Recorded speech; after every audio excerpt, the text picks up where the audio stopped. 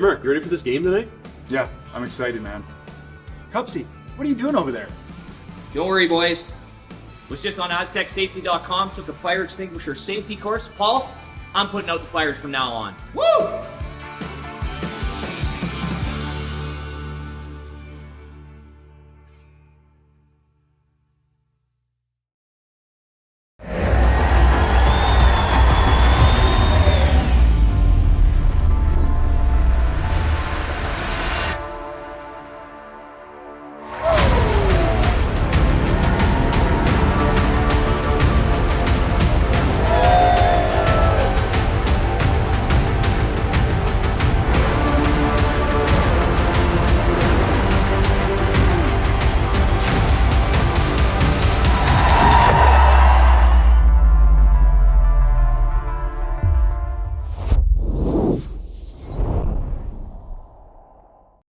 This is last. A very pleasant good day and welcome to the Martensville Curling Club. It's playoff time here on Sunday. The Curling Stadium, Martensville International. We have Team Rylan Kleiter versus Team Kevin Tuma here in this quarterfinal. It's going to be Tuma with Hammer. They're throwing the Yellowstones here in the first end.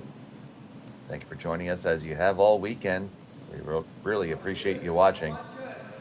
Dave Schmel along with Sean Joyce. Kelly and Jerry are working the magic in the background. And Sean, so it's playoff time. We're going to find a winner today. It's playoff time. We're going to find a winner. And you mentioned Kaylee and Jerry working the magic. We're going to hopefully see a little bit of magic out in the ice. This is probably an unusual situation for these teams as well. You usually play in these events. You'll see a few more teams in the playoffs. With only 10 teams in the field, there's 5 teams in the playoffs. So here we are in the quarterfinal in the morning. There's only 2 teams out there. It's got to be quiet. And you just don't know how being the only game on the ice can affect the ice. And because there's more games to play, they're playing on an outside sheet.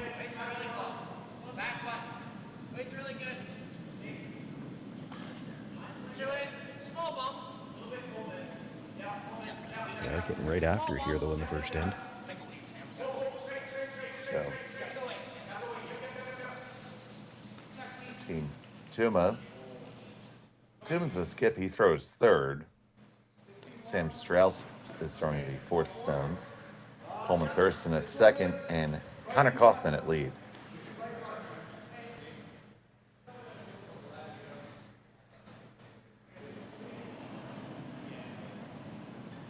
Friends with Connor on Facebook, and one of the things that always seems to come up on his feed is what's broken on his car this week. I've said this before when we had Kevin Tuma on. He needs to get an updated picture for his curling zone profile because he looks like he's about 12.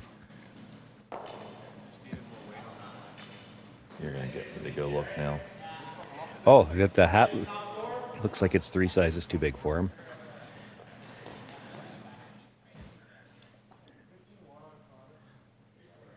Oh, that's unfortunate.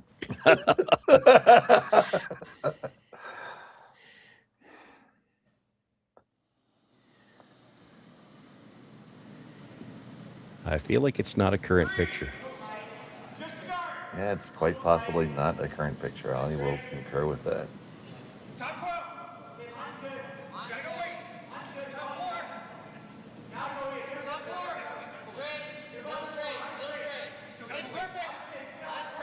Wonder how many other people just went to look.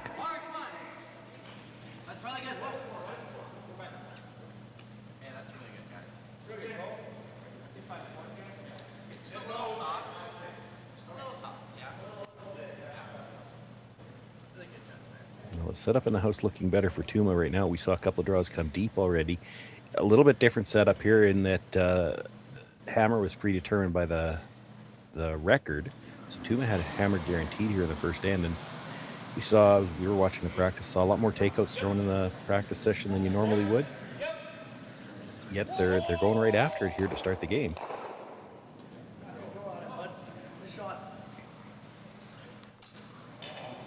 Yeah, it's nice to see. At least we're gonna be spared that first end of just probing each other.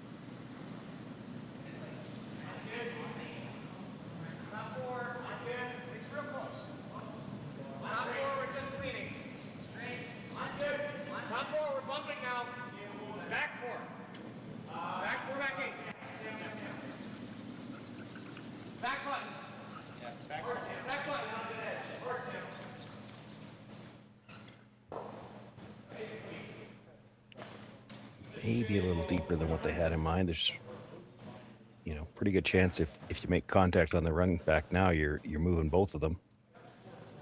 Mm-hmm.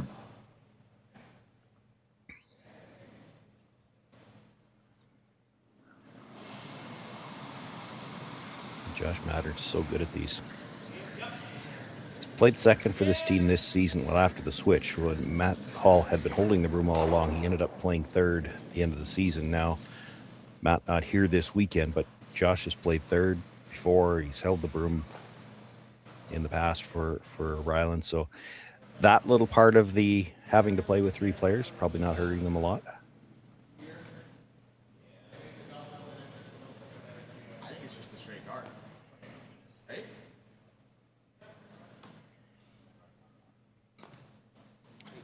Tuma with last rock here in the first inning probably doesn't love throwing a center guard. Yeah, but what else are you going to throw? Well, it would be tempting, I would think, to come in, tap the one that was just thrown and roll over. You're staggered the wrong way. You're never going to get towards that red stone the way it sits. And this team, Tuma, has seen some changes. Originally, the skipper was Chase Sinnott. He stepped away.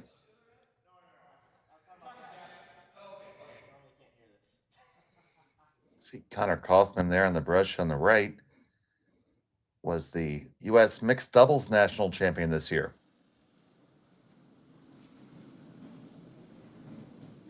Knocking off Anderson DePere and Sarah Anderson. In what was certainly a bit of an upset. Just past the red. Okay. And just hide it, just hide it. Yep, girl. Whoa.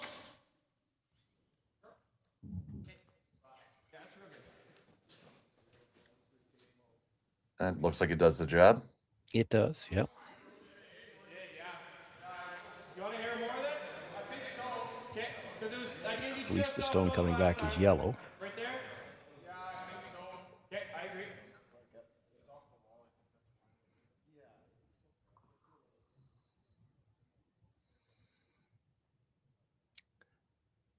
That is not Trevor Johnson.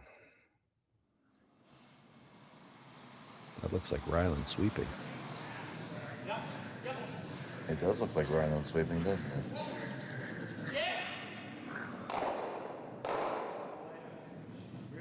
Yeah. Yeah, No, Trevor's in the house. Wonder if there's an injury going on there.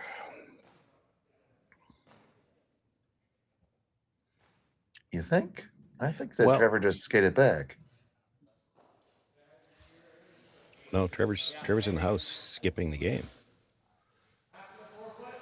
So that's what I'm wondering. Did he hurt himself somewhere through the course of the weekend? He's still throwing, but he's not able to brush. Very possible, and especially playing three-handed, you're doing a lot of those jumps from one side to the other, and it's not the most natural motion in the world.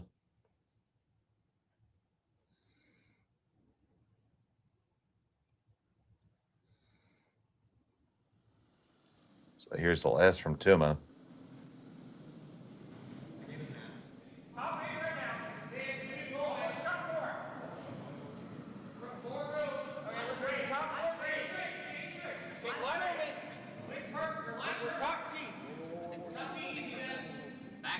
Just top team. Don't have a lot of room to work. We're above the team. Get this one into the top of the 4 foot. Life shot and third. Sam, what'd you play? I'm a little high, it's okay. Yeah.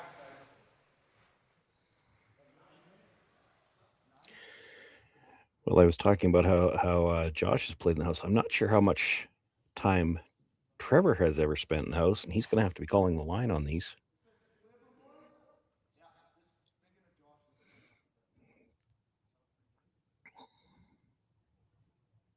I talked about what's wrong with Connor's car, and turns out it was a timing chain this last week.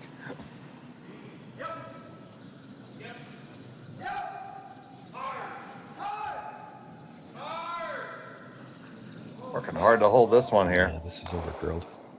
That is all over it. It's going to run it right on by. So we play the little short run here. They probably do, because you don't want to leave that yellow where it is. It's a pretty short hit and roll underneath staggered guards now, and then you're forced. Even if you straight draw, he's got that same hit and roll. Plus, you can sit 3 if you make it.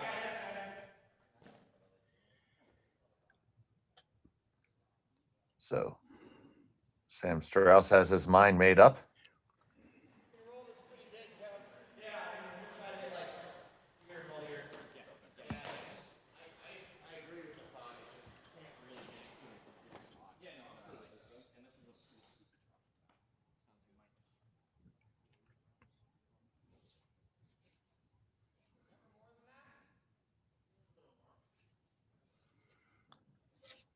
See, there's some early risers here in Martensville with their Timmy's coffee in the back.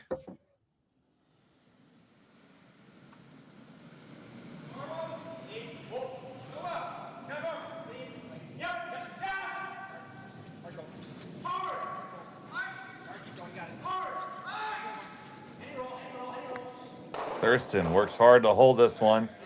They hold it well enough. Yeah, made the run, didn't really roll away and make the shot any harder.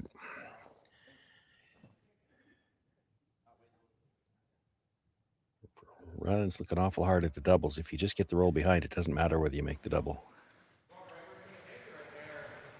But the double is probably dead jam, or the roll behind is probably dead jamming, but you can't really worry about that.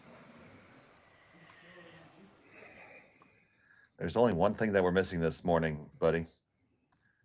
Black uniforms with red trim. Are they coming later or are they done? They might all be done. Oh, Jordan McDonald's still here.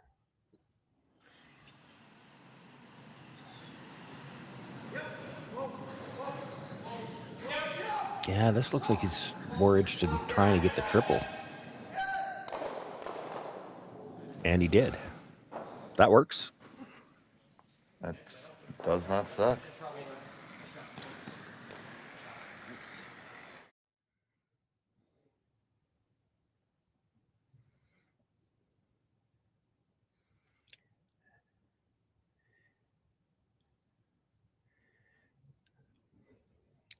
Viewers at home might be able to hear them a little better the weekend. We don't have any audio in our headsets, so I didn't know that this was what he was playing, but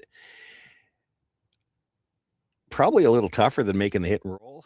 Better result. There's no risk now, and it's going to have to be a blank opportunity for Samuel Strauss. Sorry.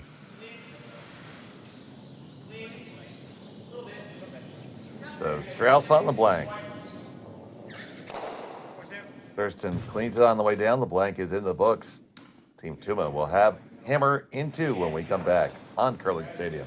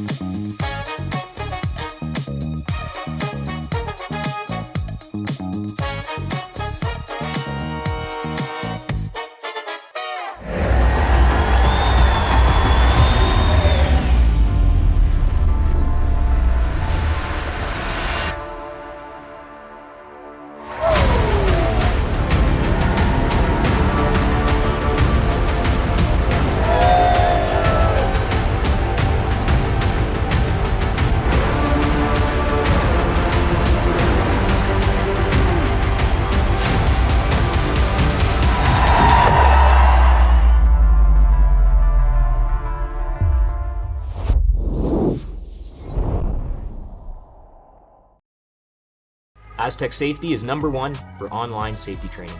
Aztec Safety is the proud sponsor of the Aztec Safety Challenge, the #1 event on the World Curling Tour. And Aztec Safety has been a proud sponsor of Team Jacobs on our quest to represent Canada at the Olympic Games.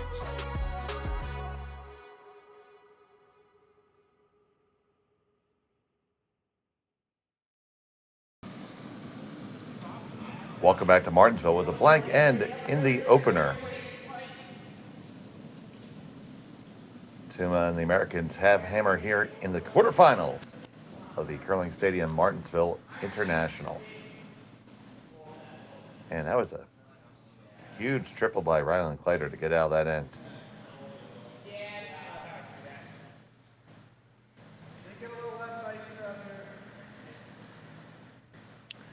Yeah, we see a different start to this second end, to the center guard, now a corner guard. But both teams getting into it. Lots of fun.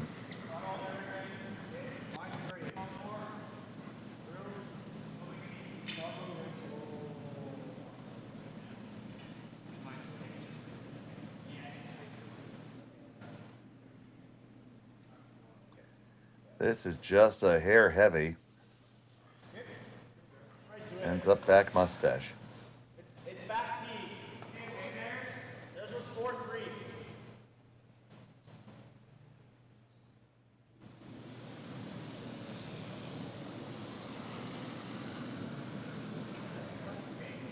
So here comes the come around from Connor Kaufman.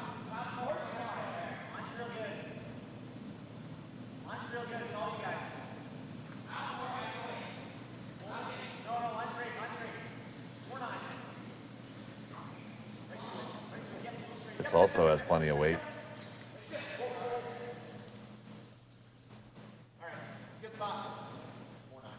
Checked up a little bit on him, but still in a great spot.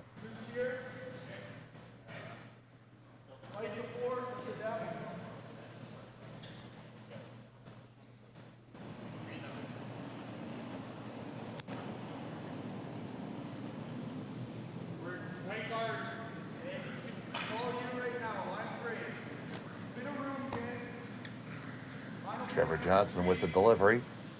Team Kleiter playing three-handed. Matt Hall not with the team. And with a slightly different lineup than normal, and I'm trying to sneak peeks back. So their last round robin game they played in this configuration too, with Trevor in the house. We did one of their games earlier on, and Rylan was still in the house.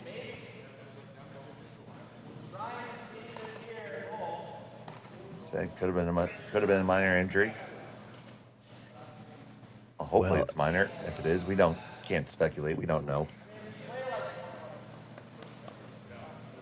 He could have been nursing something the whole time too, because early on in the event, when we did their game, he was wearing a hoodie instead of their normal uniform. And you just wonder now, again, I'm only speculating, but you just wonder, did he have a little bit of an injury that he's been trying to keep warm? Don't know.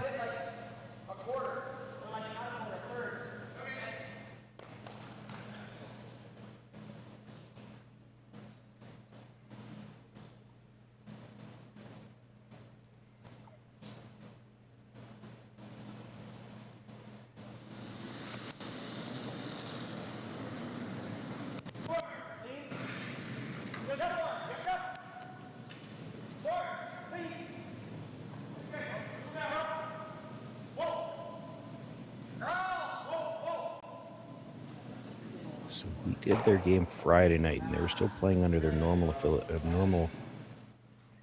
Yeah, I am going to find out when this happened, but maybe not why. We can try to do some trolling on our back channels.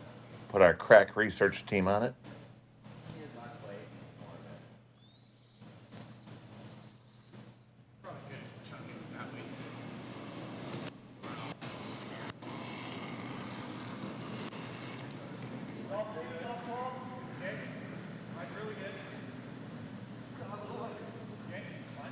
Do you know this is Joshua Mattern on the delivery?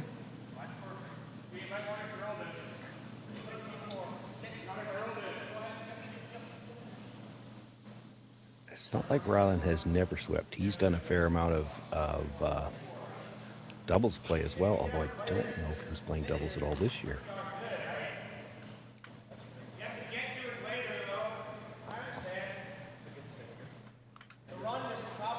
Do you even sweep, bro?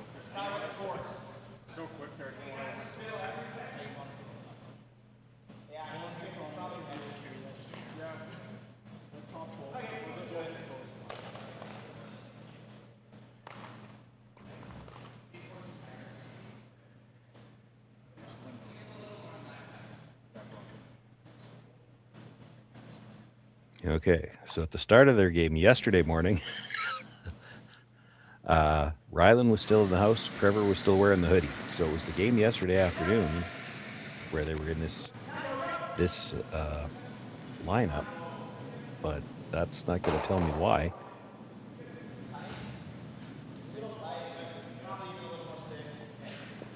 So everyone, you can tear down the roadblocks. Mystery somewhat solved.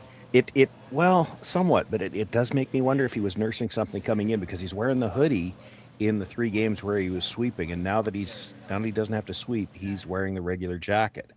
So it does make me wonder, and it probably wasn't anything serious, but it's a long season. You maybe have something with an arm or a shoulder or something like that. Could even be back, I suppose. Although you wouldn't think so at that age. At my age, I could hurt my back sleeping wrong. But oh, good. Yeah, you made the old joke before I did. But he played those first 3 games where he was brushing, played them with a hoodie, and now that he's standing in the house where he presumably should be colder because he's not sweeping at all, he's down to the regular jacket. So it just makes me wonder if he was wearing the hoodie just to keep something a little bit warm.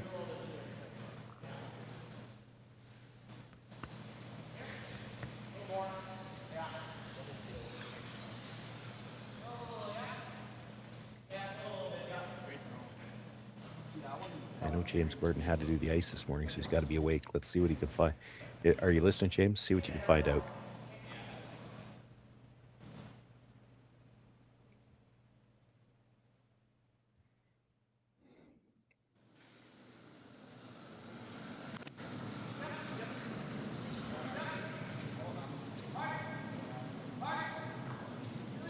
Good amount of pace in this stone from Kevin Tuma.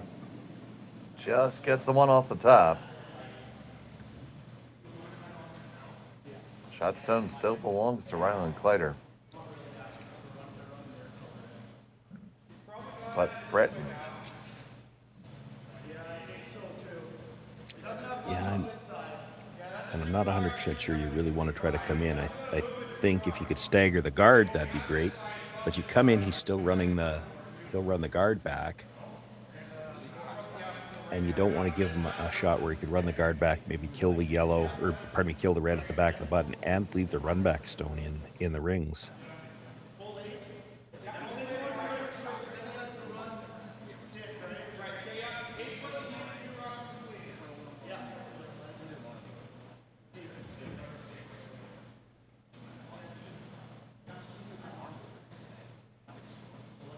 This might be deeper than you really like to put it, if with the call here.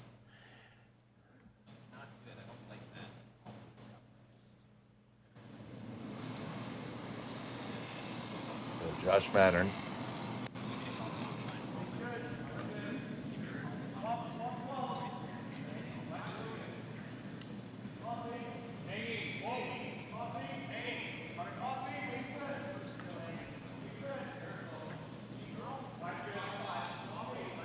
See, Rylan Kleiter has the sleeve on the arm too.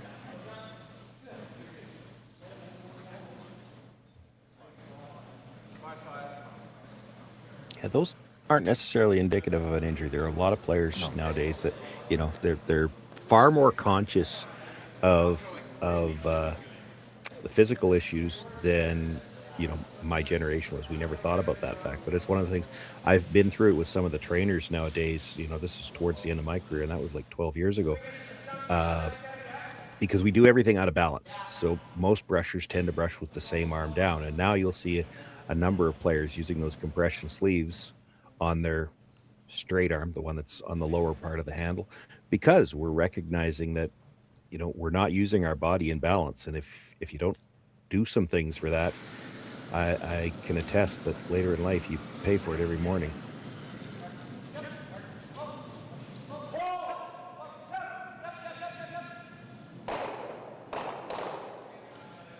And they get some stuff moving there. Yeah, leaves the yellow open though, and he lost the run back stone, so still not a bad situation for Kleiter. A chance to be split here. I think he'll try to roll under the guard.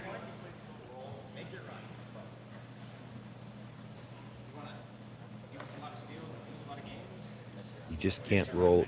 You don't dare stick a piece out past the guard. That would leave a double, and then he's out of the end.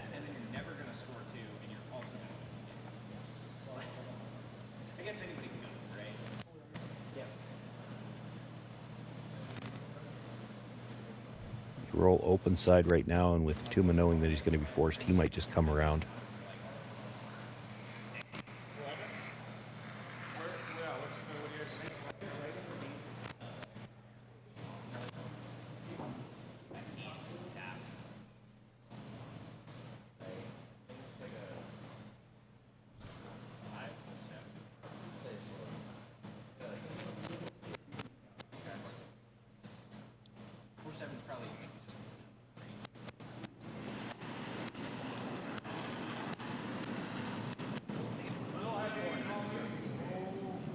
First of 2 on the way from Rylan Kleiter. Trying to sit 2 here. Yeah, needs to roll. Mattern working it hard. They get the roll. Is it far enough under cover? It's That's a piece pretty good. under. Yeah, that's not bad. There's no double. Draw to beat it would be really tough. You actually probably have forced him to play kind of a finesse shot.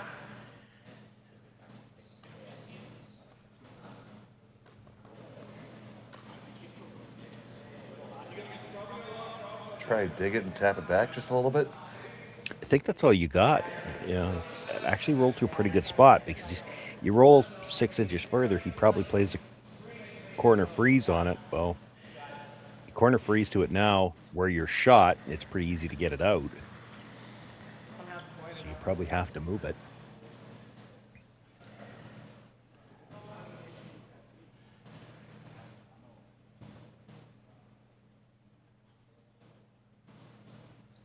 Trying to move it, you still want to get awfully close to the nose because if you flop out into the center line side, there'll be room to pass it by the red.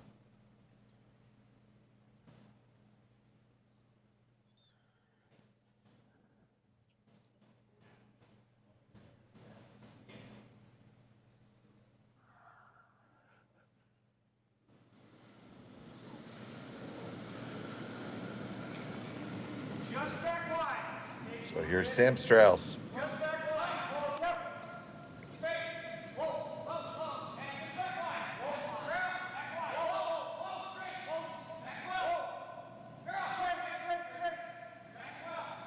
I don't know if he's got the weight to move it far enough. Gonna over curl here. I mean, his shooter's dead buried, and he's still got a shot at the red one. That really moved hard at the end. You have a shot for 2 if Kleiter doesn't get to throw, but there's the problem.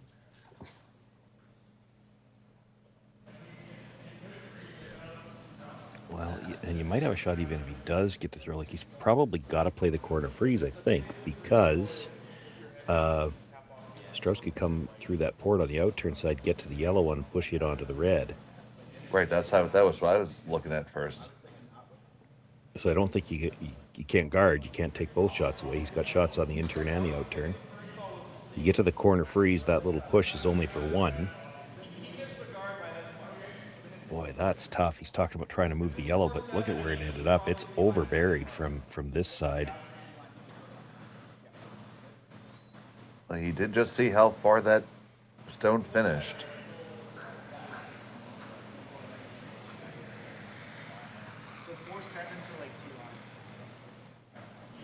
Boy, you bounce into the open, though. You give him a pretty easy double for 2.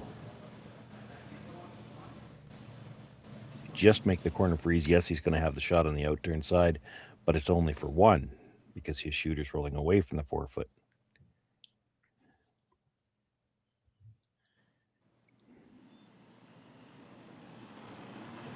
Last stone the end for Kleiter.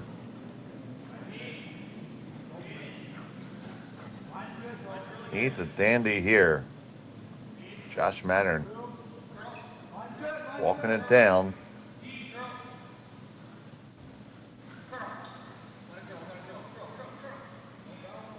Trying to carve it over. Gonna move it a little bit. They lie too, and my question is, do they move it enough? I think he's okay. It didn't quite roll into the open. There is still the run back for 2, though. Oh, for sure. And I'm not sure it's any harder than the draw. Like, the draw is tough to get 1. You expect at this level to make it at least, so you're not going to give up more than 1, but... You see there, you would need full 4 to cut it down to 1, and a big chunk of the button to score 1. Right, so you run that back, you can get your 2. You can. You can also give up 3. Well, they're hoping that that doesn't happen.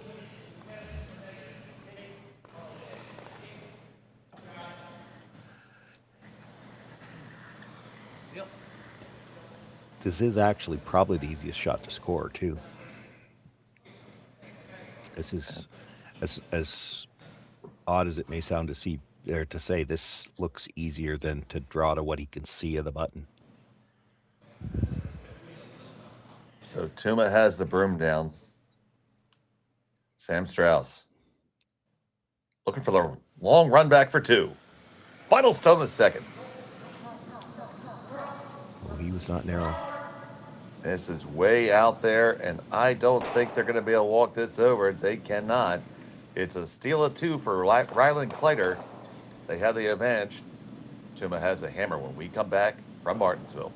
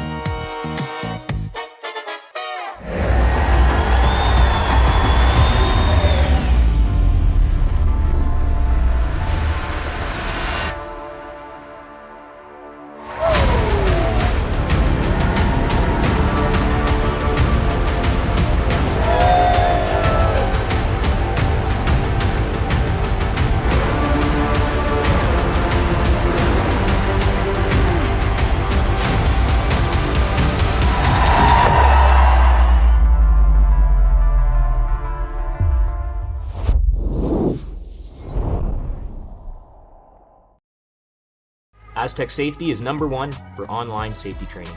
Aztec Safety is the proud sponsor of the Aztec Safety Challenge, the #1 event on the World Curling Tour. And Aztec Safety has been a proud sponsor of Team Jacobs on our quest to represent Canada at the Olympic Games.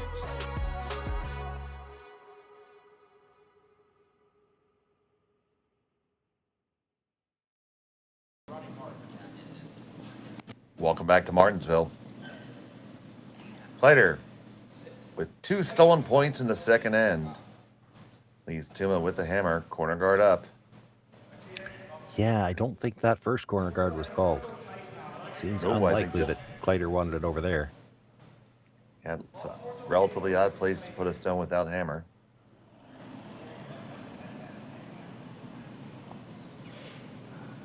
Line's good.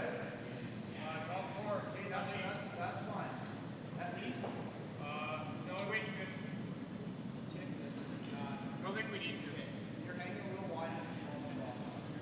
So Trevor Johnson brings this one into the 4-foot. Right there, top eyebrow.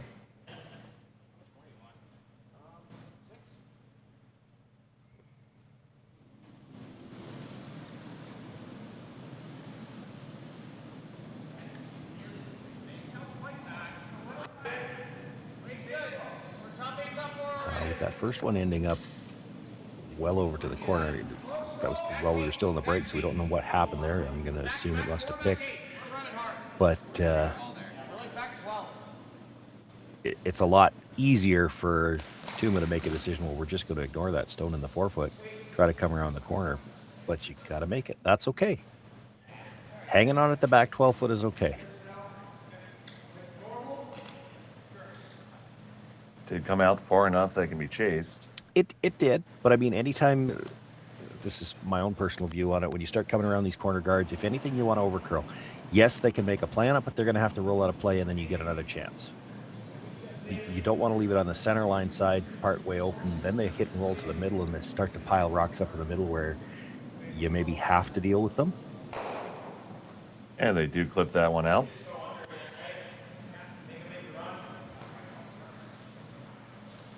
Deep isn't bad either. You get deep buried. Like if they're playing a freeze, you've got last rock here. If you can get them to play a freeze around the corner, you're happy with that. It means you've got stuff to work with for the rest of the end.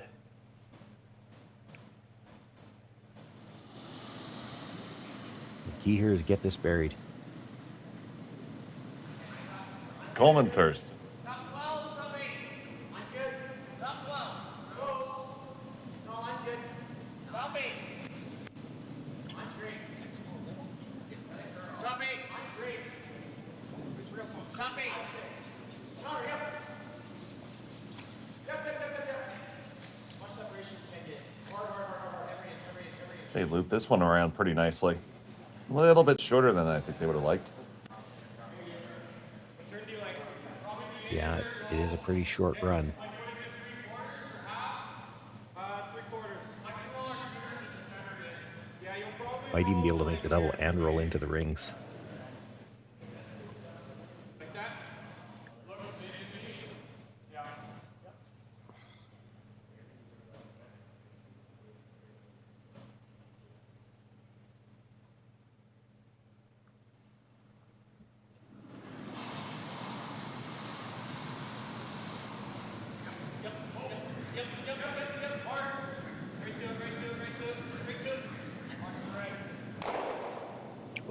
Oh, they just get the top one. Commentator's curse strikes again. And they do hang on.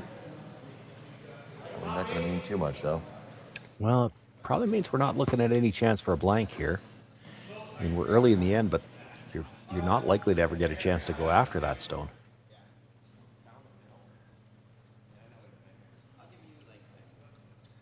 Johnson not accustomed to putting up the score. Forgot to hang the blank first.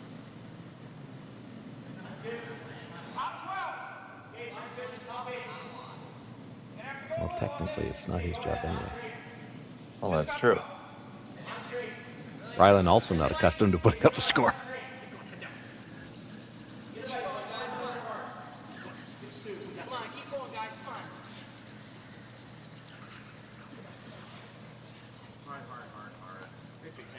The guy who usually puts up the scores for this team isn't here this weekend, and they maybe didn't discuss who was going to do it in his absence. Matters who's third here for sure. I'm thinking it's yellow.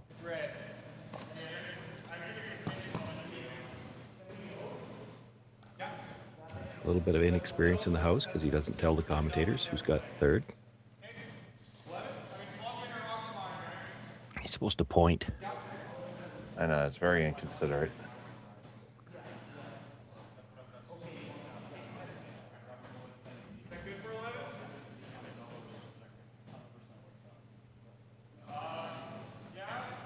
I don't think it never changes this call. He's going after this Yellowstone. He's got to sit 2 off this for sure. And you trying to make the double really hard in the middle. So probably nose hit looks like the best option to me. You start rolling and either way, you actually make the double easier. The nose is as awkward an angle as you're going to get.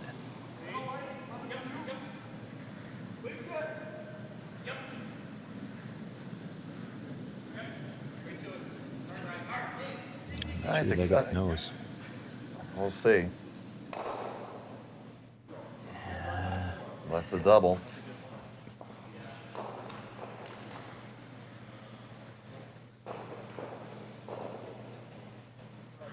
Not going to play it, though. No, well, and this makes me think the yellow is third shot. Okay, let's cross it then.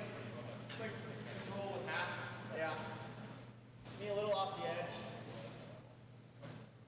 So he's still thinking about about possibly getting 3 here. You make the hit and the long roll across to get under cover. You're sitting second and third, and shot stone is wide open. That definitely puts 3 into play. I mean, you could do it anyway, but it's hard to bring that yellow one back into play at the top if it's not already out counting the one on the side.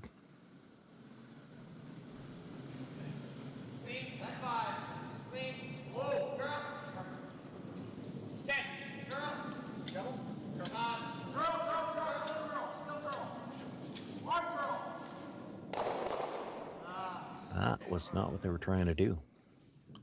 Nope. Get the spin back? Well, he did. Yeah. Oh, boy.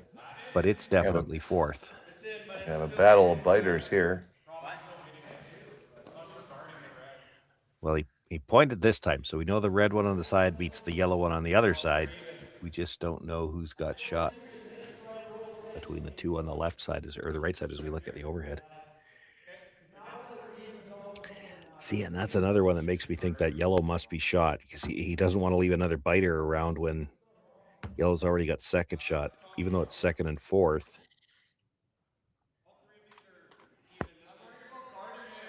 Yeah, you might not have any other choices.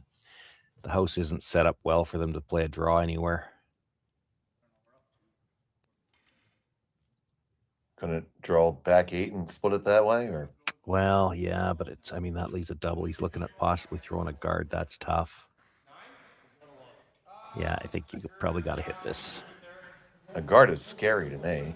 Yeah, well, the problem with this hit, like he's eliminating a yellow stone, but how do you not leave a double off this one? Whether you roll or not. Like if hit and stay right there, there is a double. If you roll anywhere towards the middle, there's still a double, maybe a different double, but that's the problem. You're going to have to leave a double here, but I don't see what else you do. You don't want to ignore a yellow stone. So Kleiter holding this one out there. Make the hit. It does roll.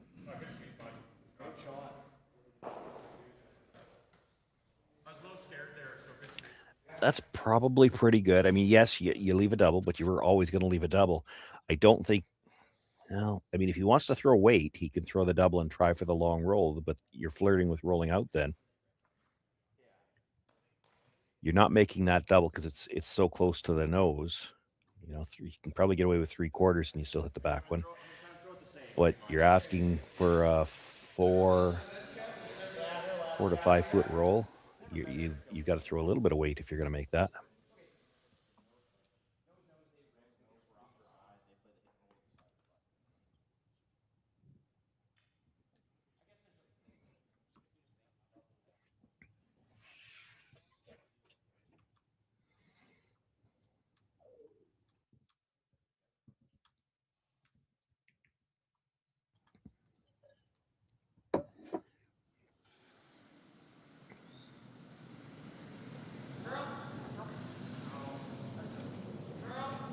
Sweeping for curl early right away again.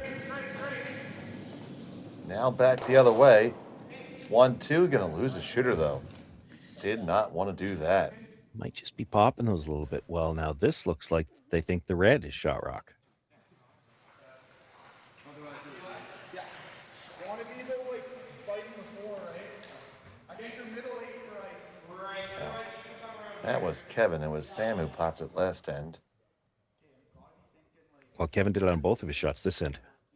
Well. He hit both of them on the outside, trying to hit the other side of the rock.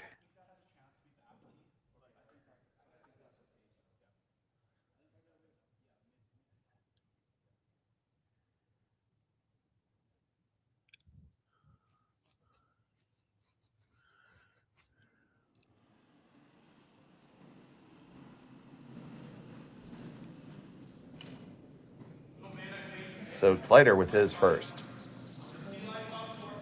Yep, go ahead. Go ahead, Rick. Swords will go here.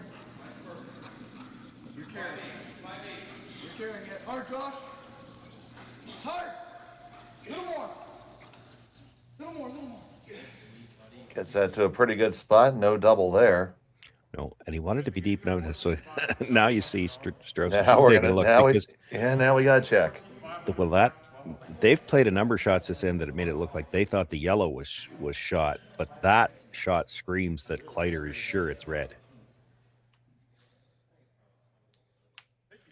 I might as well make sure the stick's on the ice already. It might be us. Draw for hammer. That's not every.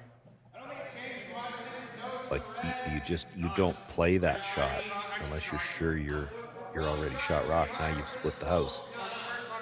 Critical that they got it back as far as they did too, not just so that they don't leave the double, but now if Strauss makes the hit and roll across to where he's buried, he's going to be at the tee line, and they can follow it down and maybe take the end away that way. Now, of course, this event being in Martensville, Saskatchewan, and with Kleiter being a much more local team, you think maybe they know something about where the pinhole is? Well, it's a possibility. They have played for sure in this building before.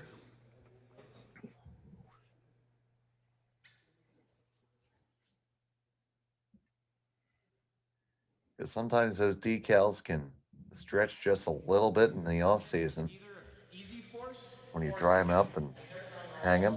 Yeah, and then you make them roll 8 feet. There's no scenario where I want to roll away. Here's a look at it. I could make a case for Strauss if he wants to nose, and then maybe he's got a double on the last one. My goodness, that is so close. Don't know if you could put a piece of paper,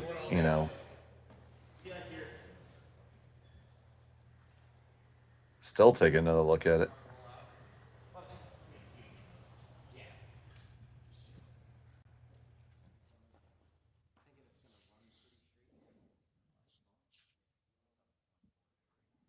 Now, if we measure, we're going to get to see if they remember how to move the feet on the measuring device in.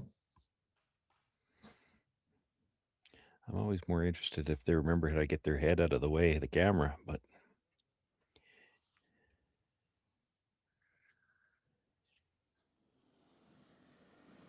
So Sam Strauss with his first of two. 11. 11.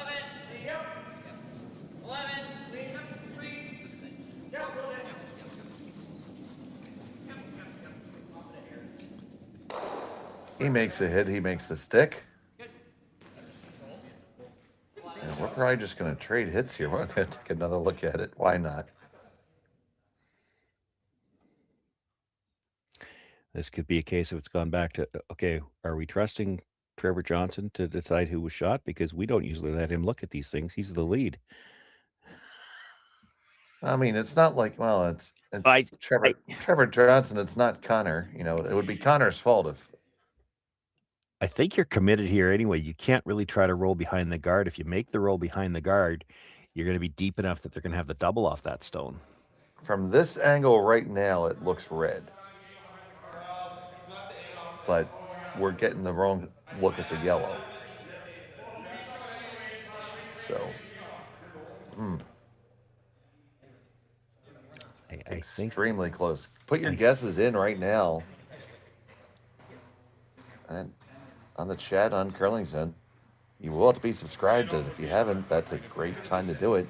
if it's, everybody on the sheets had a couple of chances to look at it. If this is red, Trevor Johnson's going to be sitting back there after this ends saying, look, you guys can never question me ever again. He's the only one not going to look again. He's like, I told you it's flipping red.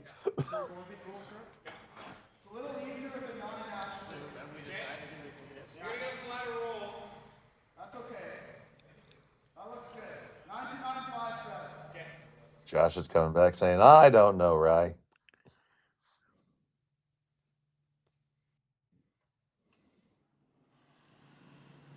But just got to make this hit, stick, and lie. At least one, we'll know that much.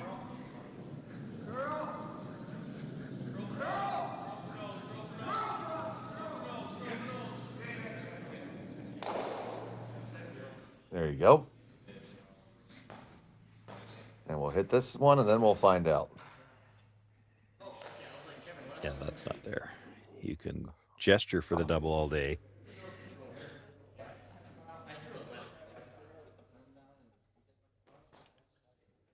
I don't even think a certain player with a shiny head would try that one. No, it doesn't go.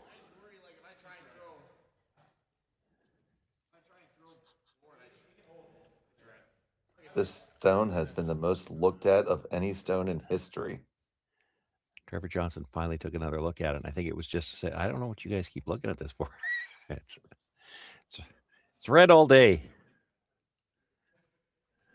All day.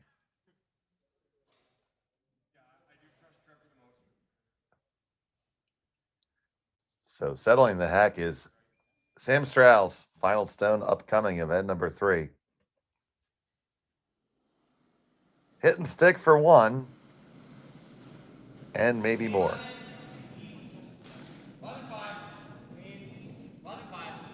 Kaufman has the broom down.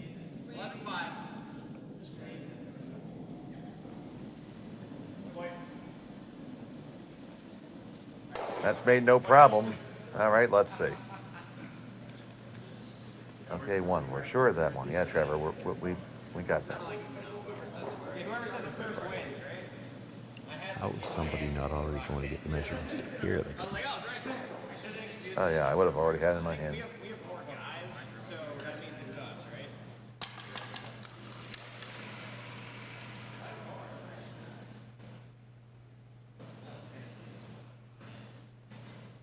Oh, they got the big long one here.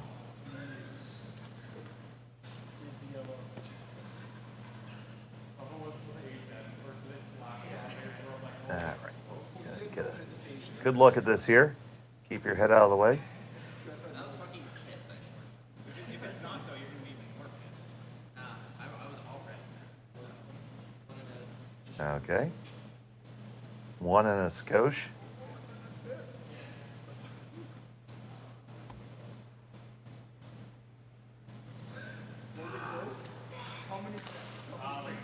That was really close. and nobody's going to point.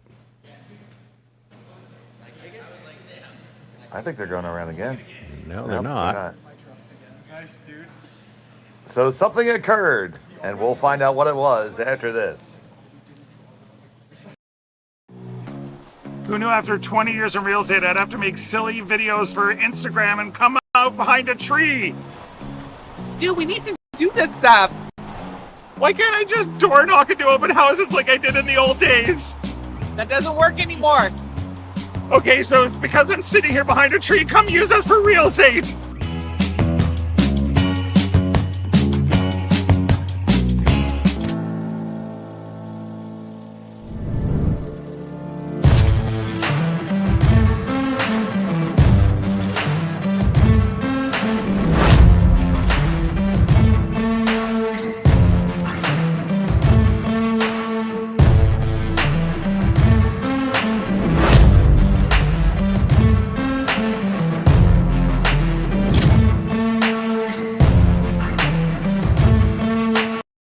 All right, real talk for a second. If your snack situation hasn't changed in years, maybe it's time for an upgrade. The Chocolate Lab makes legit chocolate that's worth paying attention to. That's it. Back to whatever you were doing.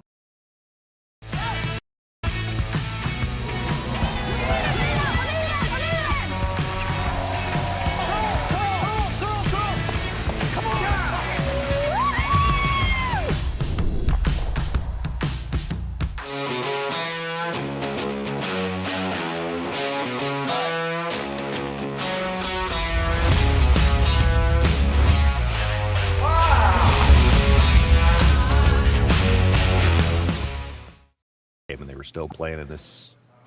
And welcome back to Martensville. It was a score for yellow. It was a score of at least 1. Eventually we'll find out what the result of that measure was. Send these guys to remedial training on how to signal the commentators.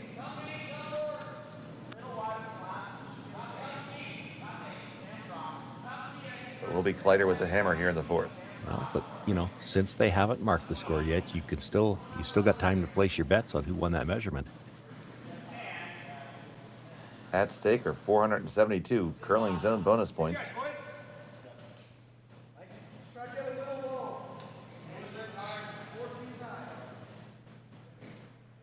Were green stamps ever a thing in Canada, Sean? I don't believe so. We're familiar Okay. with the expression because, of course, U.S. television is a thing here in Canada.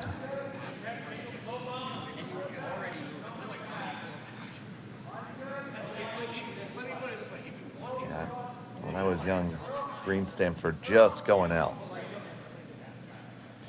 I still remember the little dial-matic machine at the checkout stand.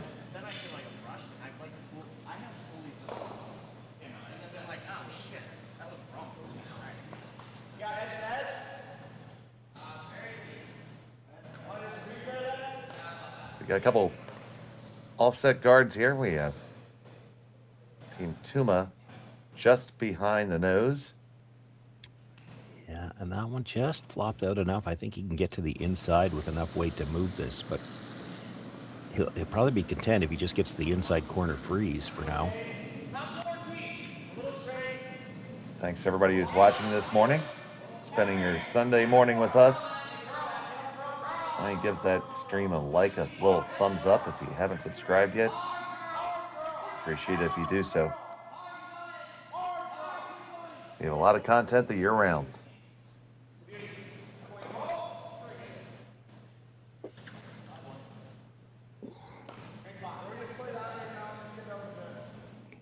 If you're watching us sitting in church with your headphones on, we hope you don't blurt anything out if your favorite team misses a shot. Or you can just say you got moved by the Holy Spirit.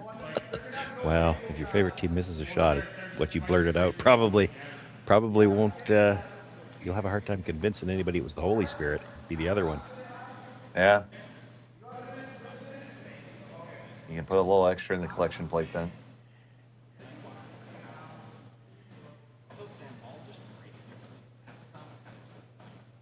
And it was just one. It was just one, so Trevor Johnson. Vindicated. Eagle Eye Trevor Johnson. I don't know what you guys. I didn't even think it looked close enough to measure. I don't know what you guys were talking about. Whereas everybody else on the sheet was obsessed over it, Trevor's like, I got this, guys. It's red. It's red all day. What are you guys talking about?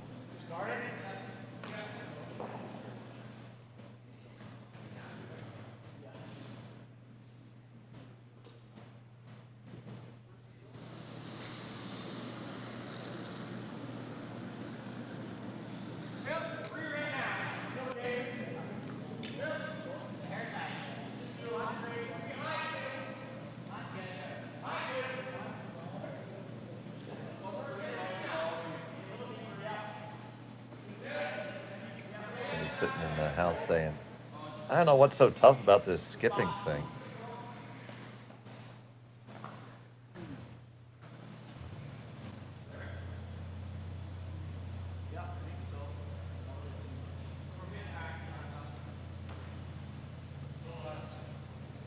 Just gonna rip this guard out.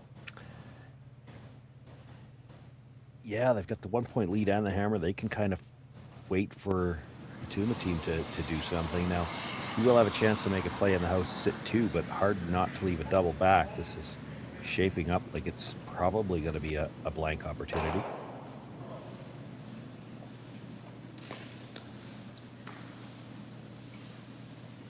One more guard. At least.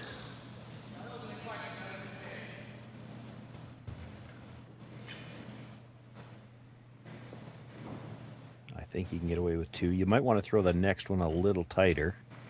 Like this one, he could still go halfway because I don't think there's any chance the Kleiter team's coming around on you. And they're not going open side because it's hard to get second shot and not leave a double.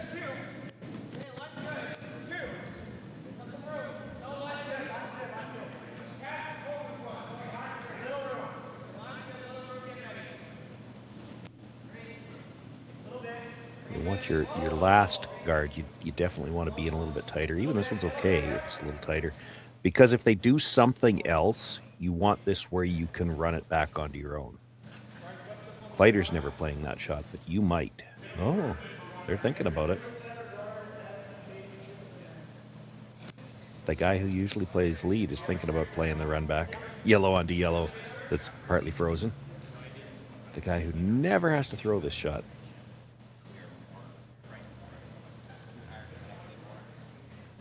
He says, trust me, guys. Who was shot last in? Like, I know what I'm doing here. Yeah, you know, it's... It's the best result. Even if you jam it, as long as you spin it well out of the center line area, you shouldn't be in any real danger. It's like, I don't see the problem, boys. Just go make it. Yeah, the peel's okay, too. Yeah, that did look like they maybe just played it as the straight peel.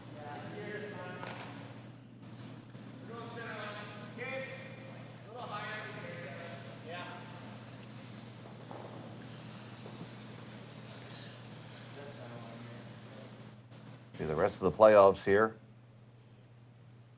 all day. High noon will be the next game, the semifinals,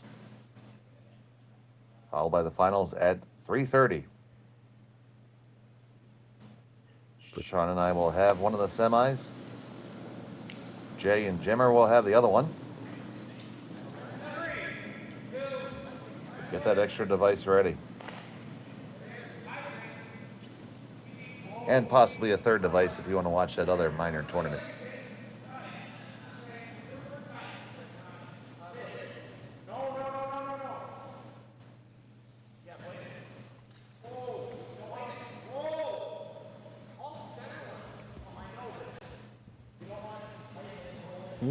That's interesting.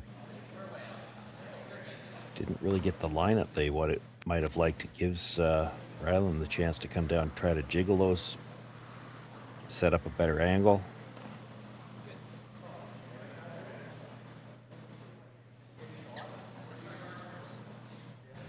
Get to the tap, you move the red one back a little bit, it's still going to be shot rock, but now the red-yellow angle at the top should go past it.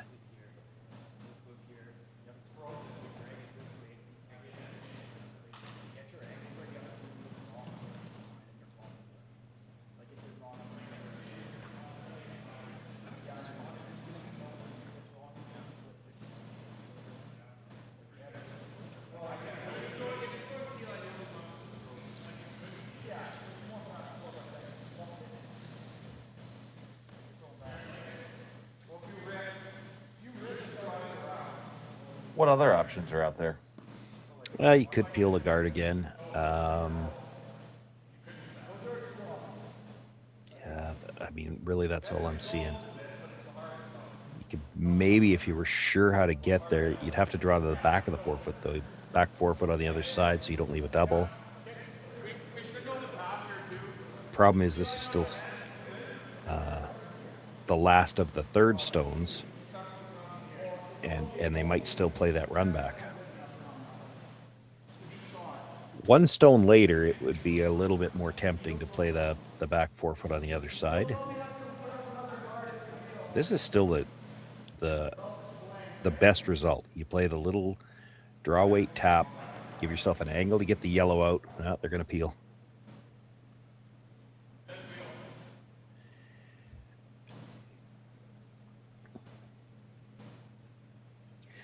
You know, as a skip myself for a long time, this is it might be one of those situations where you want to play the aggressive shot as the guy in the house, but if the guy at the other end isn't sold, nope, we're just peeling the guard then.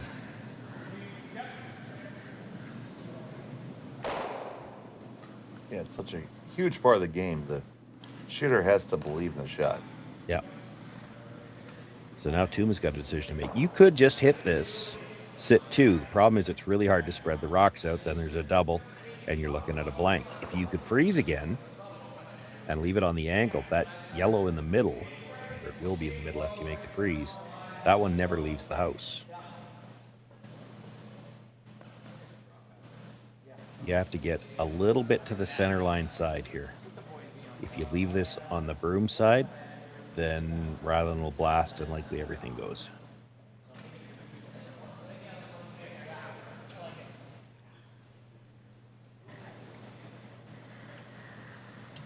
So this is where you make this freeze. Now Rylan probably draws to the back forefoot on the other side. and you have a decision to make.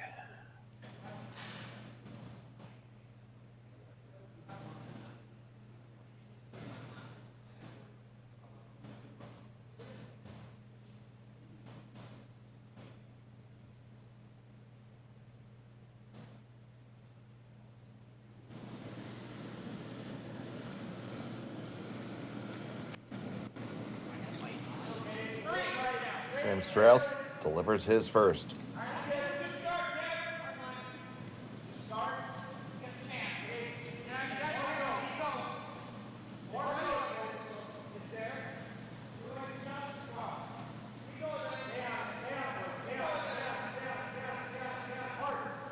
We got to keep this one moving. Kaufman and Thurston. Line's pretty good.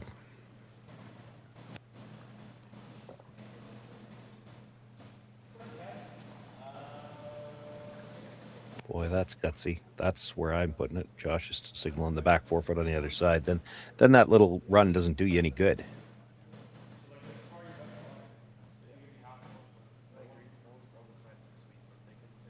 And if you're at the back forefoot, by the time you hit and roll over behind everything, you're not shot rock anymore.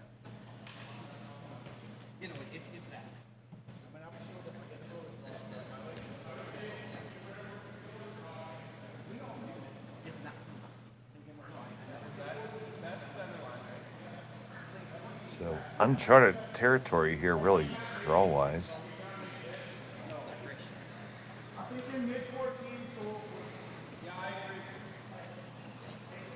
Needs to be probably just about full four. Like the double run on the other side, he's going to get maybe half a rock in the forefoot behind cover. You don't want him to be able to make that and be shot rock.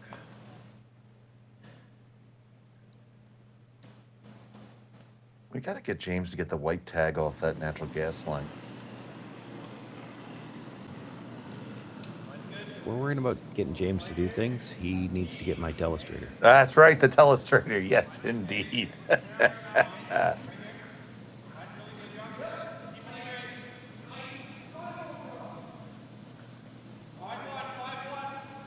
you got to be deep on this. You can't leave the double. Oh, boy. Okay, is that good enough? No. He's got the run still, and it would be to sit two. And if you stagger them a little bit, now that red's kind of in the way. So you hit it and you kick the run stone out a little bit into the open, eh? Not so much into the open, but underneath that red. So you can't even tap it. Like, it's pretty much a nose hit. Nose hit, you run yellow onto yellow. The second yellow clips the red, stays right there. It'll be underneath your shooter, and the other one should pop over a little bit. Doesn't have to get dead in behind that red, but if he gets, any piece in behind it, the tap's not an option. And Rylan will have to go wider to try to draw for one.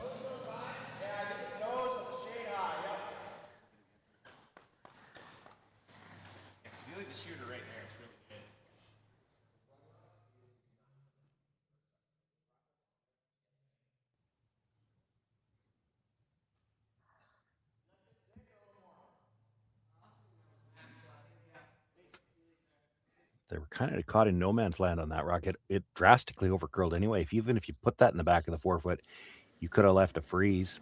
It might have curled enough that you would have left the raised double. Sam Strauss to make this little pushback double. Thurston trying to walk it over. Oh, overcurled. That's not. No, you're gonna have a shot for two. Yep.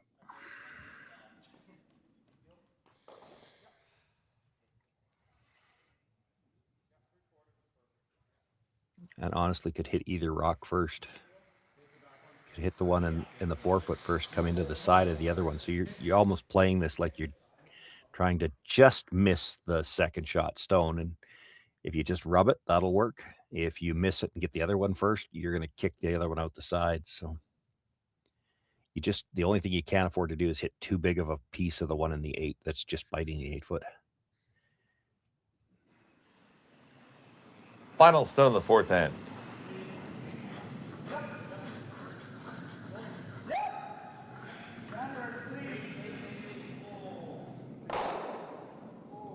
Bang, Ooh. bang. Good enough. No, it's good. Oh, no, it's skittered too far. My goodness. That's an unexpected turn of events. Yeah, you wouldn't have thought you could hit it thin enough to make the double and scoot that direction. He must have double clicked he must have hit. I'd have to see the replay, but he must have hit the one in the 8 foot first, hit the other one, and then hit the one in the 8 foot again. I would almost think to roll that direction. We'll take another look at that when we come back.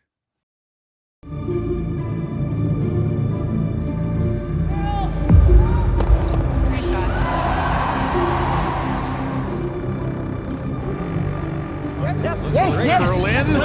Whoa, whoa, whoa, whoa, whoa, whoa. Oh boy. Wheel the... The hell is all good.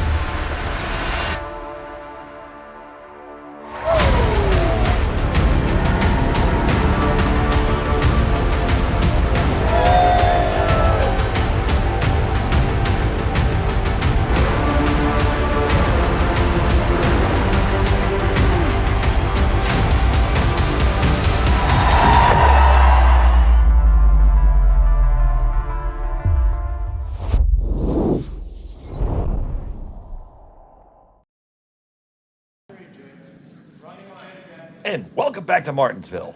It was a single point for Rylan Kleiter there.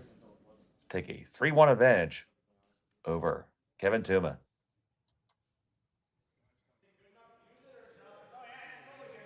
Unforced error there by Kleiter, though.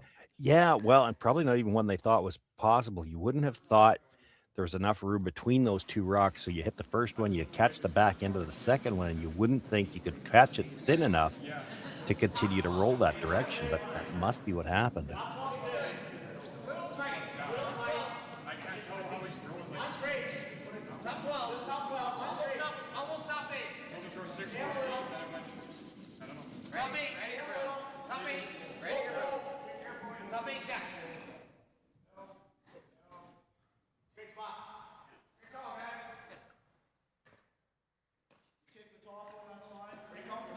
That one is a little bit overburied. They still think they can get there. I'm good with this too. Like, this is a great call. Like the yeah. That's a great call too, but if you're comfortable playing this, that's good too. I'm fine with either. You know, I want you to be seeing this one to play it. So let's just play the draw. This is still just the fifth stone at the end, though, too, so that corner guard is still a free guard. You try chasing that one, there's a little bit of risk. You remove the guard, it goes back.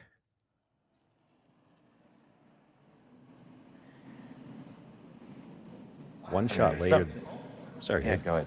one shot later, they might have been a little bit more inclined to go after it, because if you peel the corner guard, that's not the end of the world.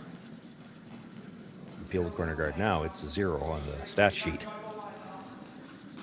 And no guards are really free. The stones are at least $600 each.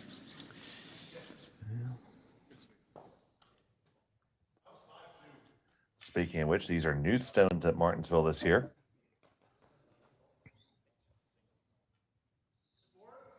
Although I will miss the blue racks.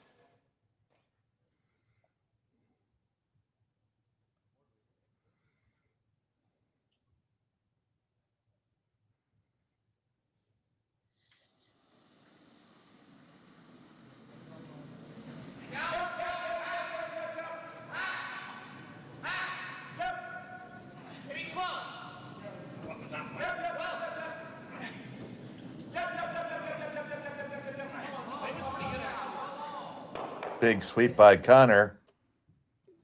Not big enough. Not big enough indeed. Did open up the center line area.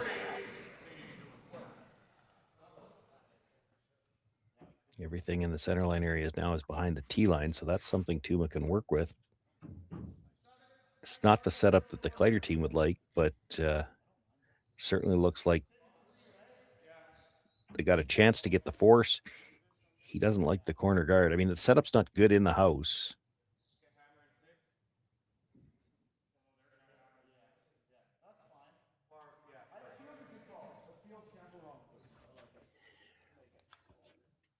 Yeah, it's tough to hide behind a guard if you peel it. Yeah. Well, and now they can make a play on that yellow one. I mean, they've still got some work to do to deal with 3 reds if they're going to bring that yellow back into the scoring zone anyway.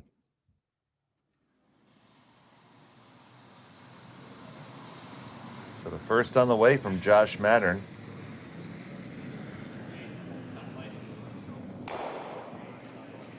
Kleiter gives it the old executive sweep.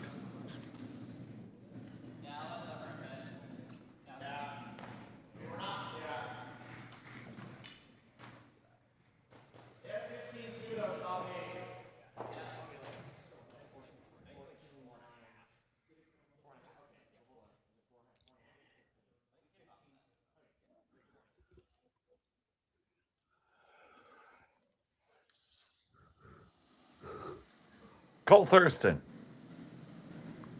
Gonna try to see if they can't build something up here.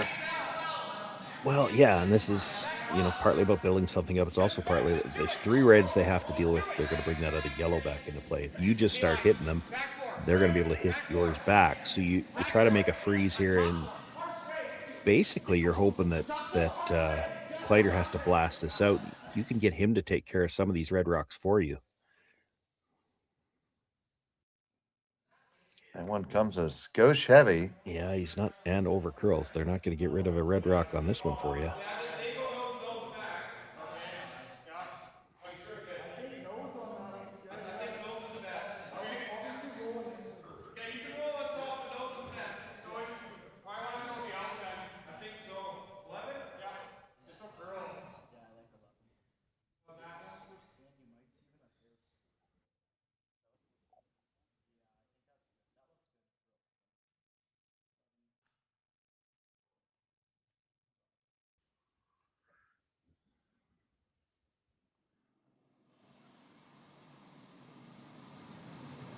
Mattern looking to pick this one out and roll on top of his.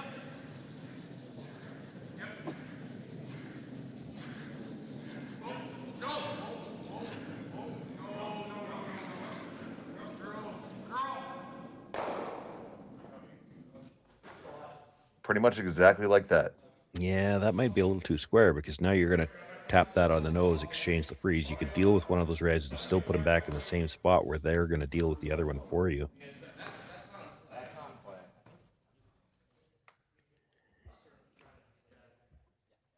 You need the dead nose hit here. They won't likely throw a lot of weight at this either because you don't want to roll off, not even to stagger them.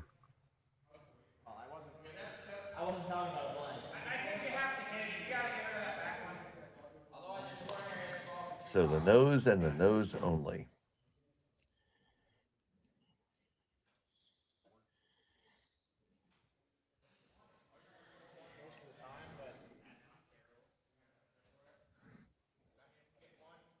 Now, we just said what you're going to want to throw, but just curious, you think you could drag that rock onto the one in the back if you... Well, not holding your shooter. Right. And even then, I'm not sure.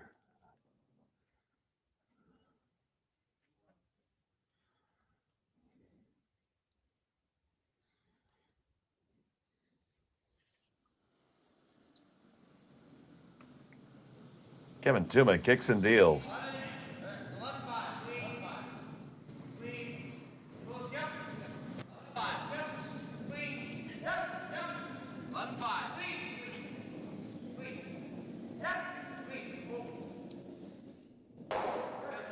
Right on the nose.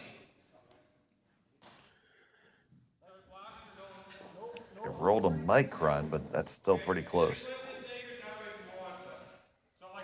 But, you know, this is what you needed to do. You force them to blast one of these out. Then you probably, where are we at?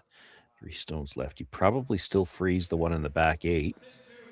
Let them blast again. And that's where this discussion is coming from. Kleiter knows what the schedule of the next couple of shots is going to be.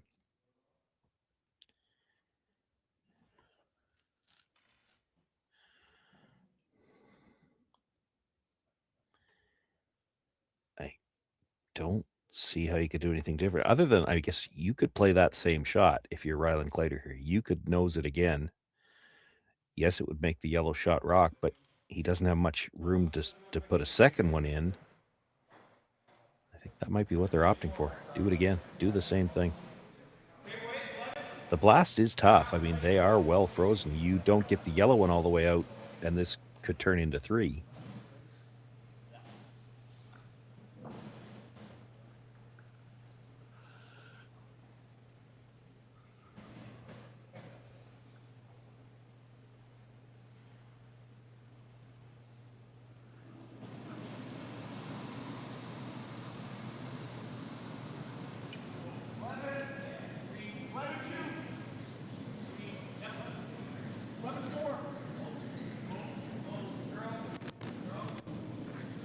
Johnson's shot. Kleiter's going to try to work it over here a little bit.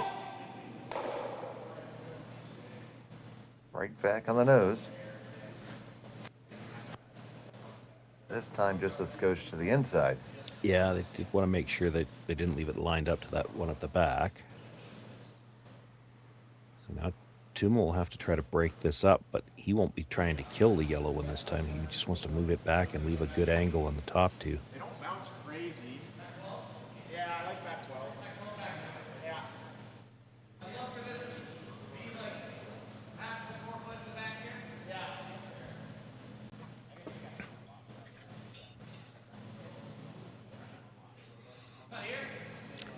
Probably has to move the yellow back far enough that he's not shot rock anymore, but he won't be too worried about that. If you leave it full back 4, even if you get a decent angle, there's a chance it drags enough to kill both yellows that would be left, and the 2 remaining reds would still be shot in second. So you got to make this tap so that it can't get both yellows out. And that might mean you have to put it all the way into the back 8. Just do it. Freezing. Freezing. Just freezing. We're straight.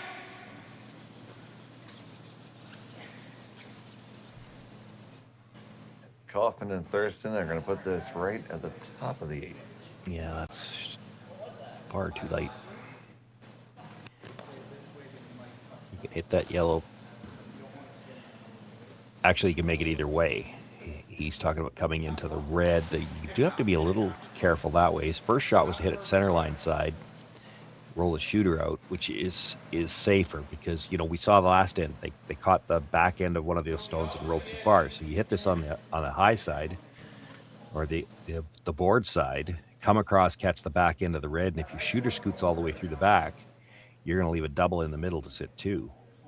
Yeah, just don't say you can hit it anywhere because we tried that last time and we saw how that worked out. Well, I think he's got to play it. His first thought was to hit this on the center line side. You drive, you know, half a rock on the yellow, catch the red. The 2 yellows go, the red in the middle stays, your shooter flies, and you're sitting 3. You try to do the same thing on the other side. Your shooter comes across, catches the back end of that red, and if the shooter spills all the way through, that red that stays in the 4 foot, that's a makeable double to the one in the back 12.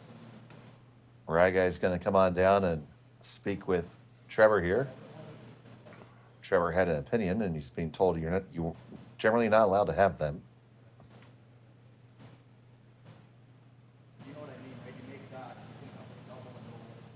Although, I wouldn't want to say that that's a thing of the past a lot more. I mean, teams are far more open to feedback from the whole squad now.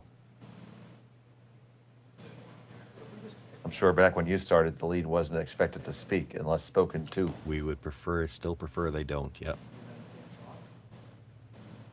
Let's go. Okay, scoreboard says, let's just play that. I should have a double at least if he makes it. I had a lead. The only time he ever spoke, and this was far more often than you might like to, it'd be when he'd ask, "Are you sure there's no way we can give up 3 doing this?"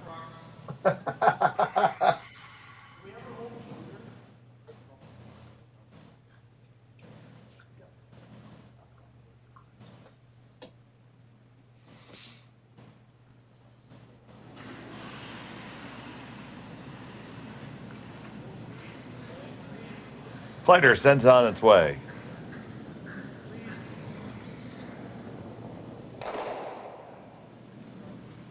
Two yellows go. The red stays. You probably have to try the double now, I think. You throw the double, try to scoot underneath the red.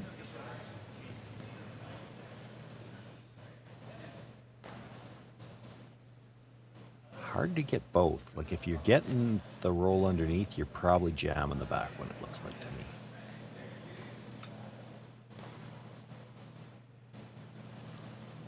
I think it's pretty close.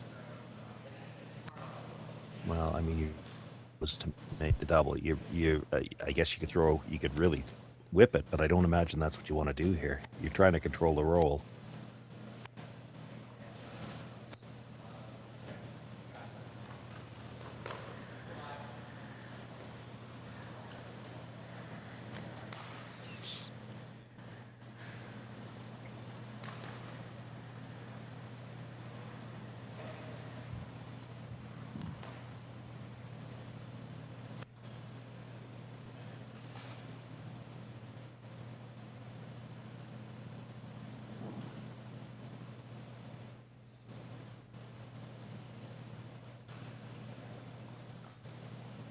Big shot coming up here for Sam Strauss. Yeah, important to get the double because you're going to roll behind a red one. It's going to be a short run. Well, if you jam it back, he can afford to play that short run because he'll still be sitting 2 after he makes it. If you make the double at the back, he might have to try either the slash double on it's open on the wide side or. First to 2. You've got to get the roll first. Gonna get it. Click it out. Does it go far enough? Another shot stone. Second stone belongs to Kleiter.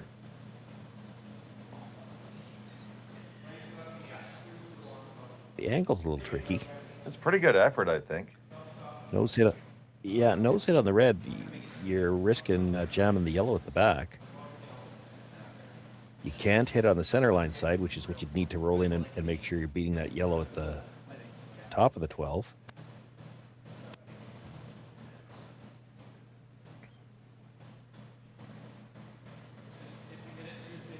You make the run a little over the top, you're going to leave another double. Yeah, like that leaves another double. I think Rylan took a peek out there at the slash double on the yellows, which, I mean, you could try. It's risky.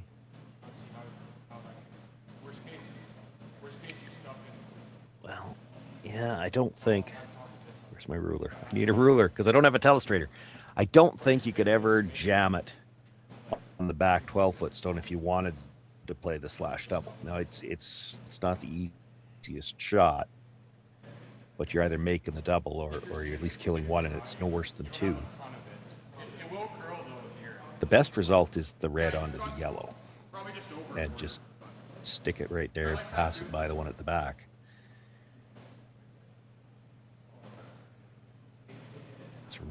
It's real easy to leave a double though, playing that. He's gonna play the slash.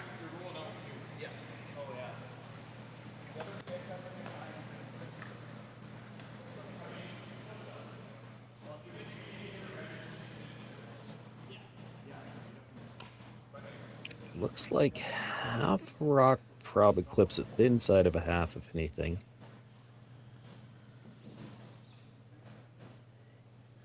He's not going to be light on this. You'd have to be very unfortunate to jam it on there so solidly that it doesn't spin as well.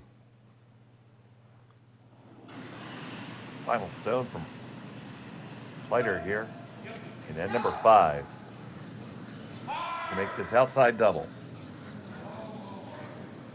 I get out there. No, you did not. You ran it by. It'll be a draw for 2 for Sam Strauss and Team Tuma. We can play the strainer and faster way. Whatever you like. Haven't seen either really, but let's just play this one.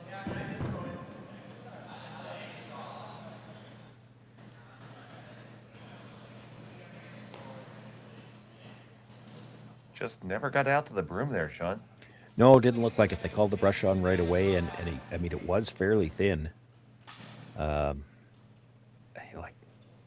no more than half, probably thin side of a half. I think he could have made it with a quarter. That's close to a jam, but again, they're so close together, and with the weight he's throwing, it probably still spins out the back. Regardless, now the draw for 2. Yeah, final stone of the 5th. Just basically needs the 8-foot. Sitting 1 already. Kaufman and Thurston marching it down.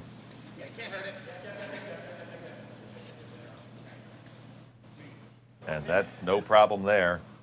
Score 2 for Kevin Tuma and Sam Strauss. All tied up after 5. We'll be back to Martensville in just a moment on Curling Stadium. Developed over a decade in collaboration with the finest ice makers this side of the Atlantic, the Pebblehead PB5 is nothing short of a triumph of sophistication and craftsmanship. Weighing less than half its lumbering copper predecessors, yet boasting 10-fold their durability, the PB5 delivers perfect, consistent ice, time after time. The PB5 by Pebbleheads.com, the apex of ice-making ingenuity for the roaring game of curling.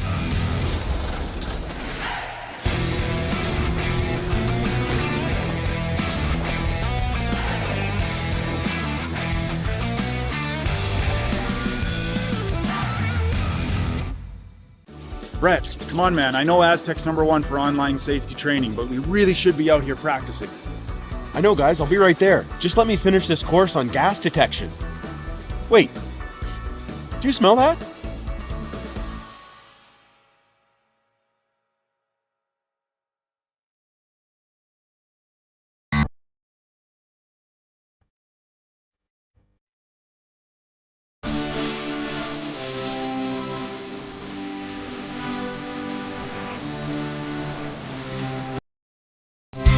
Installed in Las Vegas. And welcome back to Martensville. It's all tied up between Kevin Tuma and Rylan Kleiter.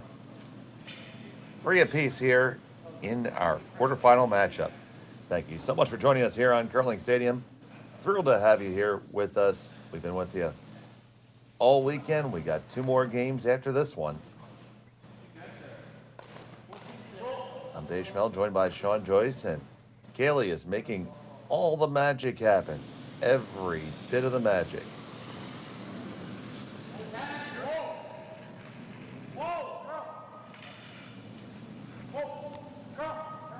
Well, the only thing we've decided through 5 ends of play is that Kleiter's got the hammer now instead of Tuma in a tie game.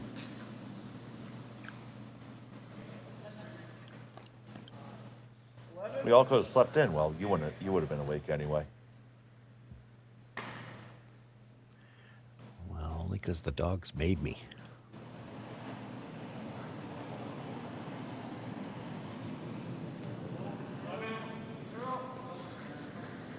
The complexion of this end changed when that corner guard slipped in.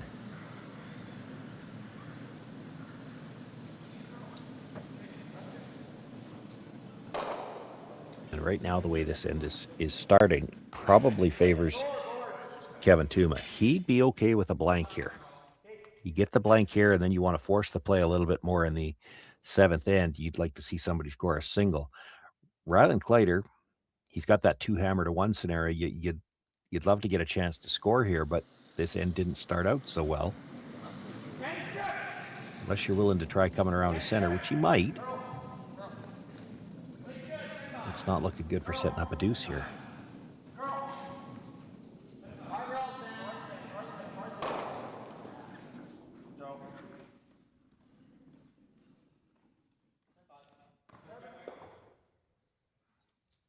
Going to try to make that roll now. And this is one where you don't want to, you've heard, not just me, you've heard lots of guys in my position say this before. You don't want to roll this dead perfectly. We've seen a lot of good run backs in this game. You don't want this so far buried that when he runs back the Yellowstone, he could stick it covered. You want to be maybe half behind so that if he sticks the run back, he has to roll the guard off a little bit.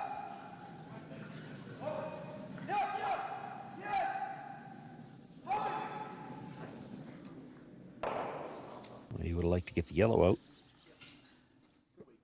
He does. And he did.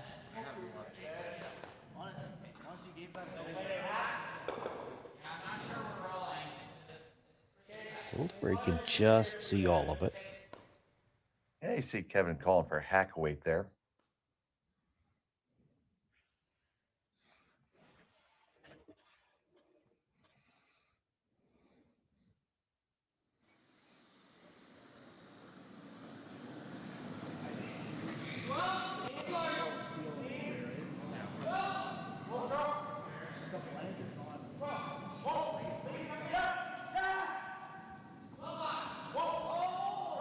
This is one where I'm not sure you want to roll under.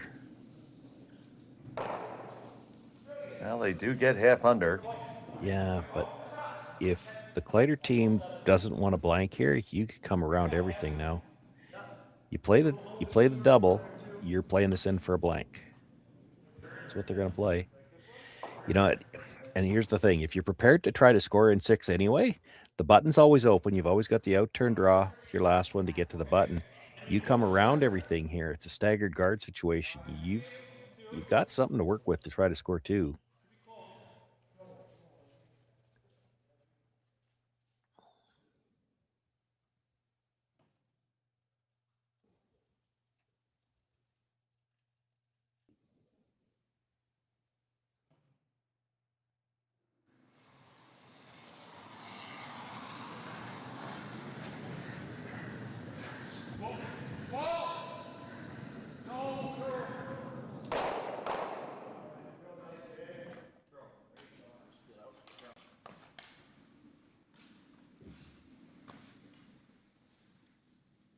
Made the double, rolls to a corner guard on the other side, and again, Kevin Tuma happy to blank this end. He's more interested in trying to force the play in 7. You blank this end, somebody scores in 7, you've got either the lead or the hammer coming home. That's either one is Pretty good for Kevin Tuma right now.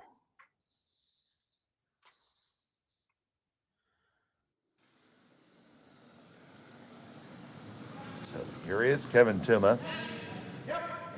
Throwing his first to the 6th.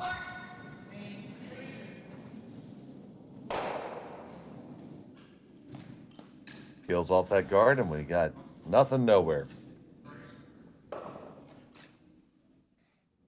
This is where you got to be careful. They're going to throw a corner guard here, but you throw one too many, and he will still try to force you, or he may. It's the 6th end. He may not.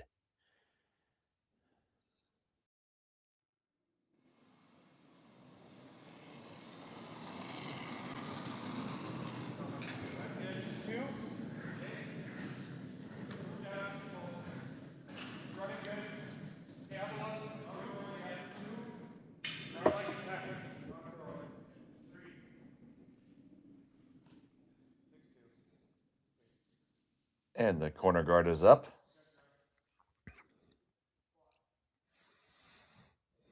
But not for long.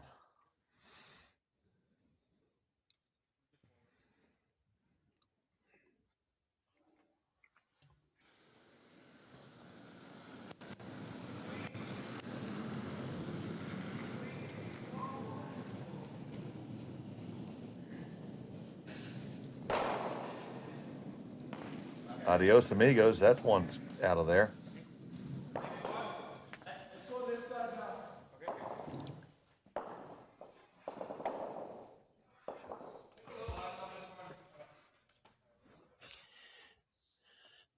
Throwing one more to the other side, it looks like.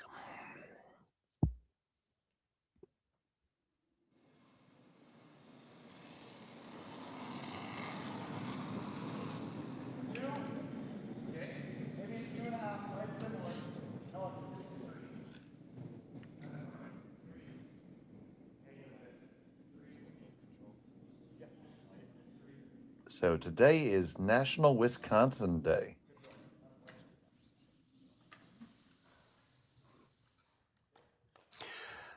I could get in a lot of trouble responding to that. It's also Singles Awareness Day. I guess that makes sense, the day after Valentine's Day. Well, and that's kind of where I was going, something along those lines with Wisconsin Day the day after Valentine's Day too. And then also National Gumdrop Day.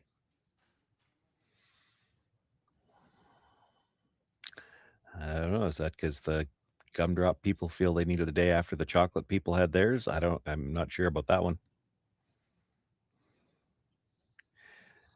The gumdrop mafia wanted a day of their own.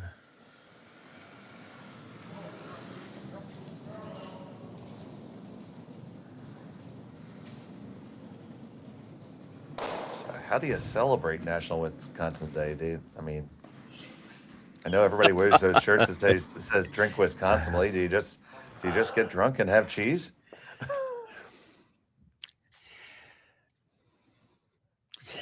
There's nothing I can say to that without getting in trouble. Take your sister to dinner? I don't know.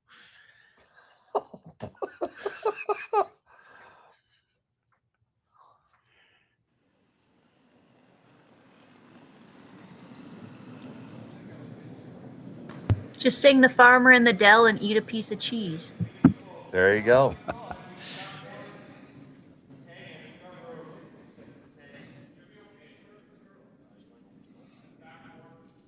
That would be far more meaningful if Kaylee originated from Wisconsin. We'll have to put a crack research team on that too.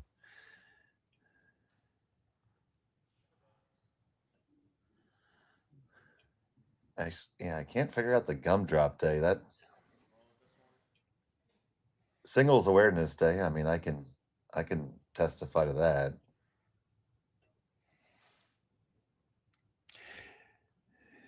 Well, that's probably a recent thing. They probably just gave them that because, they got tired of listening to the whine the day before. Fine, we'll give you guys a day too. Kidding me? If you're single, you save money. Valentine's Day is expensive. Yeah, well, it sounds like if you spend it in a casino, it's still expensive.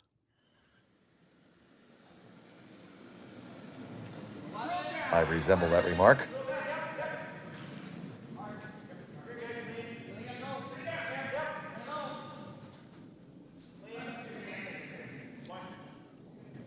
Looking to make the hit and stick here.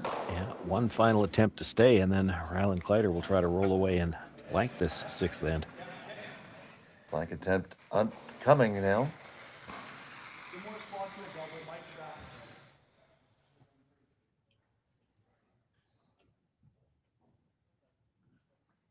Do gumdrops come in different flavors, or are they all just this, the same stuff but colored different? Well, I seem to remember that I think the green ones, it's been a long time. Green ones, I think, are spearmint. The black ones, of course, are black licorice. So, yeah, I do think they're slightly different flavors. Final stone of the sixth end. Kleiter makes the blank. And we'll be back with gumdrops for end number 7 in just a moment.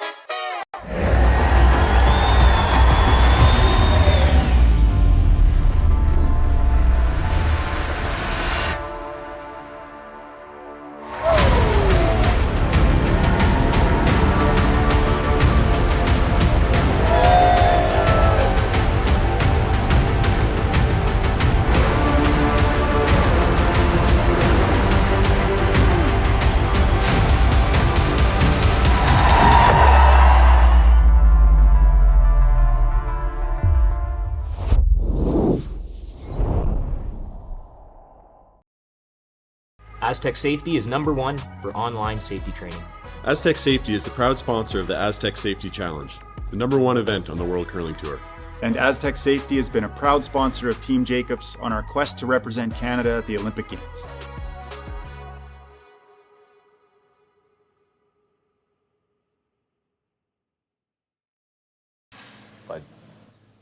Welcome back. It's a 7th end. It's all tied up. A blank end in end number 6 for Rylan Kleiter. He retains a hammer in this tied up affair. And we're talking some during the break about, your choice of strategy with the hammer during this part of the game. Yeah, it's the interesting part here is that Kleiter has pretty much already shown his hand. He's going to try to blank 7. So Tuma can play a little bit more aggressively here. Now, you've heard me say this before when you get into these tie game scenarios. Tuma wants to see somebody score here. If he scores one, he's got a lead and a bit of momentum coming into the last end. If he forces one, at least he's got last rock. He just needs 2 to win. But when you know that Kleiter's going to try to blank, and here's that first stone coming deep, helps Tuma a little bit as well. You can play a little bit more aggressively here, because the thing you have to be worried about when you try to force the play too hard is that every once in a while the other team will switch gears on you and you might end up forcing them to 3. Well, Kleiter's shown you he's planning to blank this end.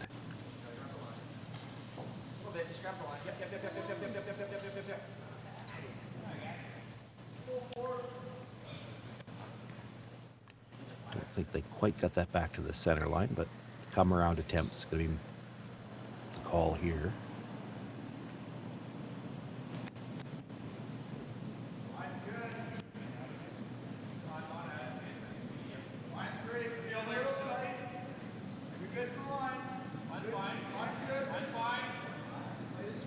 Yeah, and it goes back to the whole conversation that always seems to come up as to what do we do about blank ends? Well, yeah, and I guess my argument on that, here you've got a team in Rylan Kleiter, they've got last rock. They have what is considered to be the offensive advantage. And they didn't try to play offense. They were playing straight defense.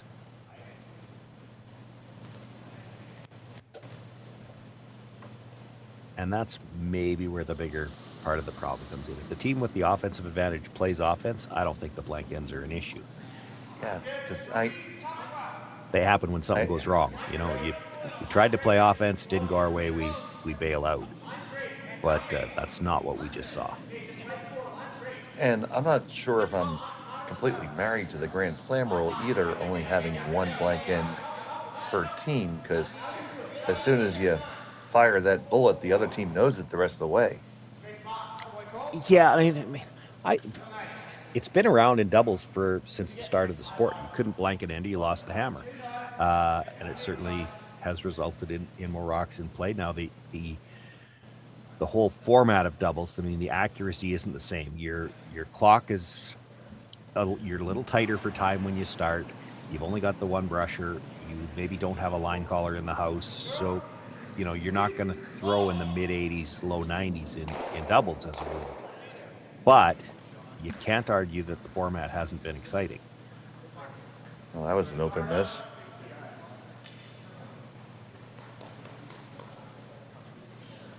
So shot stone for Kleiter. Second for Tuma. And we are going to see some offense engaged, I think, here. Yeah, he does have a shot.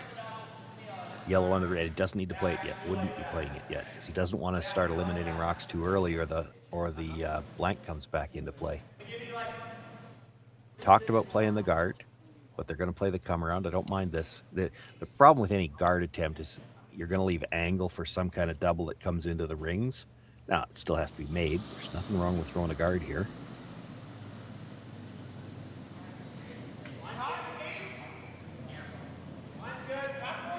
You make a good draw here. Kleiter's still likely peeling the yellow guard. And then you could throw one guard for the rest of the end, especially if you're shot rock after this.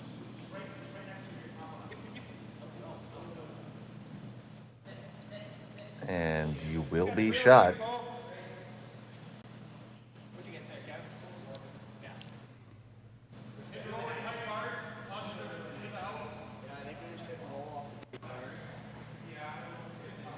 So Kleiter, the skip, comes down.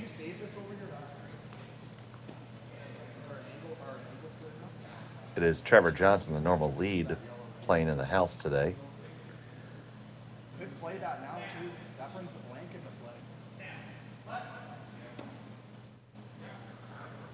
play. A little sprain or something along the way. Yeah, we've heard it's an upper body injury. What I don't know, what I haven't heard yet, is whether it was something that was, kind of a pre-existing thing. Again, he was wearing the hoodie when he was brushing, which just makes me think he was just trying to keep something warm. Could be a lot of things. Could be a shoulder. Could lots of things that can go wrong when you're. All we heard from Coach Dean was it was an upper body, so we know it was above the belt. Yep, it's just like a standard description for a hockey injury. And he had the hoodie on, but the hood wasn't up, so we're going to guess it was below the neck. If it was the top of his head, he probably would have had the hood up.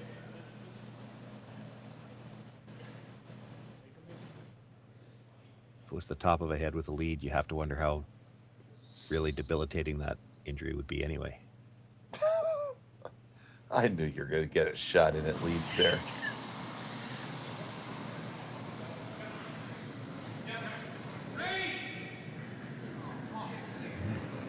Don't know if he's getting by the guard. He's not. He is not. He does wreck there. So opportunity for Tuma to put some pressure on.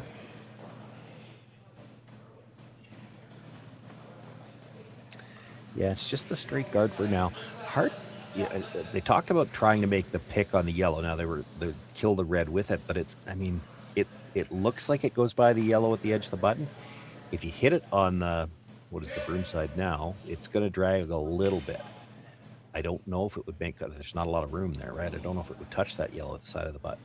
Regardless, you're going to guard here and force the Kleiter team to make a decision on what they're going to play in the house. But it's already, the blank is not looking good. And really hasn't been from the time your first rock ended up in the back of the 8-foot. Which goes back to the whole discussion earlier, play a little bit more offensively in end number 6. Who knows?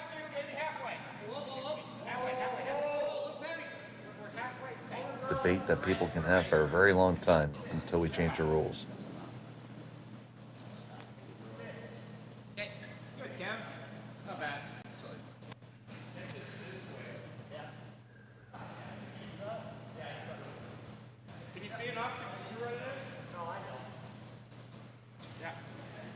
To run it back and try to kill those two on the top of the 4-foot. Now and again, it is still possible it drags. It's hard to know.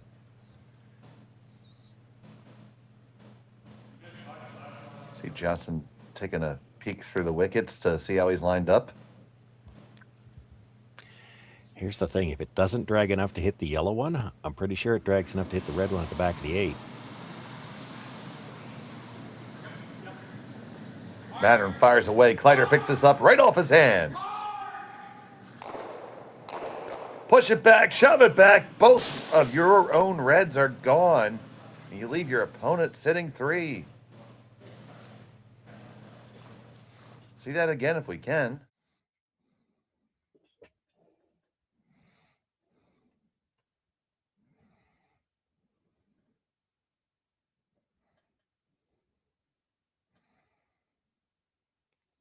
Wanted to hit it just a hair on the high side, drive that yellow so that it hits a little bit more on the center line side. You would the top yellow, the red and back stone would have left for sure. Hard to know what happens to the other ones. So we got 3 lemon gumdrops in there. Yeah, I'm just saying, like, if we. No, I know. I'm just thinking it might be easier if we go high. Although we do like chocolate. For sure. Still trying to sign up for free samples. I haven't found a way to do that yet. Yeah, chocolatelab.ca, one of our great sponsors. Check them out. So like a 3? Yeah. And just kind of touch the center? It really, weight doesn't matter that much. It's more about blocking this run. As long as we're touching the center, it's good. Not 100% sure what the discussion was about. Probably fair to have a discussion there. Are there any other options here? But really, it looks like this is This is it. This is the shot. You got to stagger the guard. You don't want them to be able to run that red straight back. I don't think you're too worried about him coming around everything. He's only got just a little piece of the button. I don't see much chance they're getting two like that.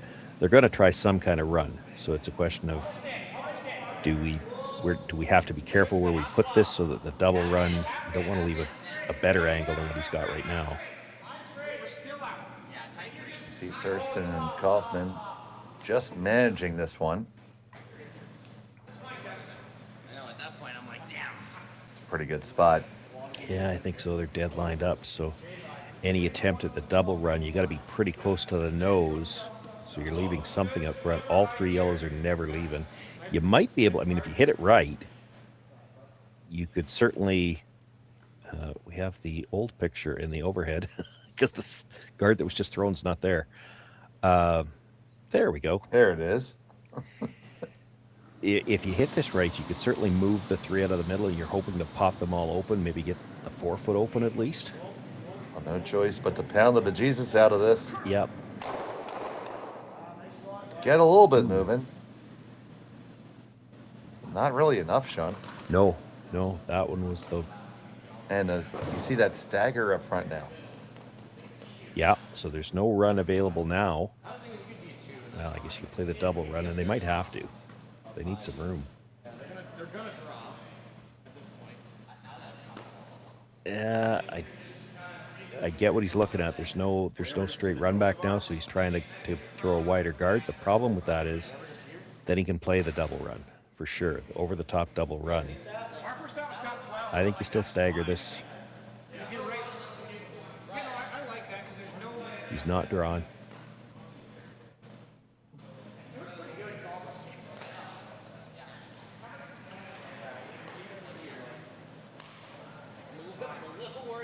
So throw this draw, double run attempt, and then another guard, eh?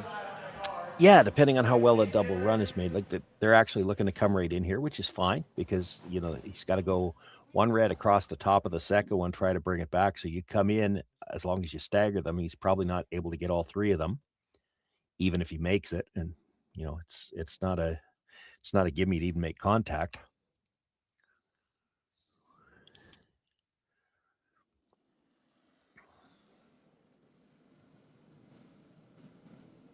Sam Strauss with his first in the 7th. Opportunity has met them. We'll try to take advantage. A lot of room. We're right at your broom, Kevin. We're past it. We're bumping.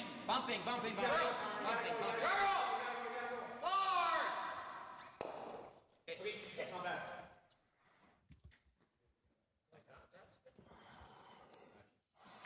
Well, he left it on the side where if they do make this, they could still make all three of them move.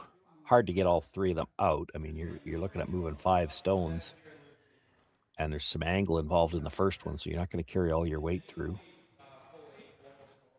You could just play to pick it and kill 2. Oh. If you ever flash that, my goodness, it's terrible. Yeah, I don't think you're likely to flash it. You're more likely to peel the guard, which is not the end of the world. Then he has to put it back, and the problem then is you got to draw for one that you really didn't want this end. But, you know, there are situations where you'll see teams these days with the rules the way they are that will at times have to make a decision. Are we scoring one here or are we giving up one? Well, the way things sit right now, Rylan doesn't really have that choice because there's not much difference between, like, you miss the draw. It's hard to throw the draw so that, okay, we only want to give him 1. There's a pretty good chance if you're missing the button, you're giving him 2. But if you make the pick double, I think you're jamming the first one, but you can make the double on the 2 in the 4 foot. You might be able to get back to a situation where at least you have that choice. And if you peel the guard, he puts the guard back and you've still got the same draw.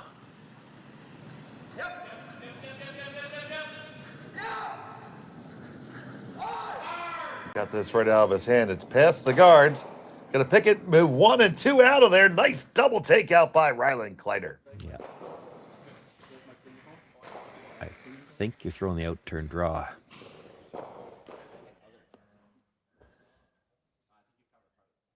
Because you want to be sitting 2 in the 4-foot buried. Force Rylan to score. You leave this, you try the draw on the in-turn side, leave it out in the open somewhere. He's going to hit it, probably hit it and roll out. He's probably going to give you one.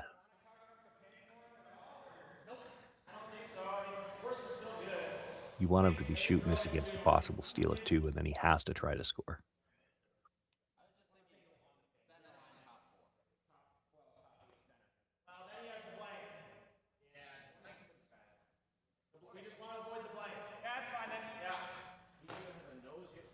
Strauss making his way into the hack.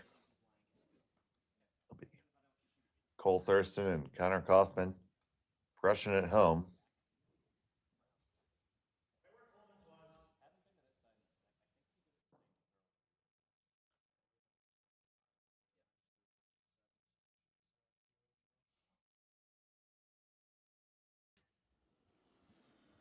Key shot here in the 7th. That's pretty good. It's a little tight early. Gotta go. Down straight. Mark. Really gotta go. Mark. Down straight. Mark. Even with it. Mark straight. Mark. Mark. Mark, keep going. Got to carry it past the guard. They do squeak by. They get all the way into the rings, and that's going to be good enough. They lie 1 and 2.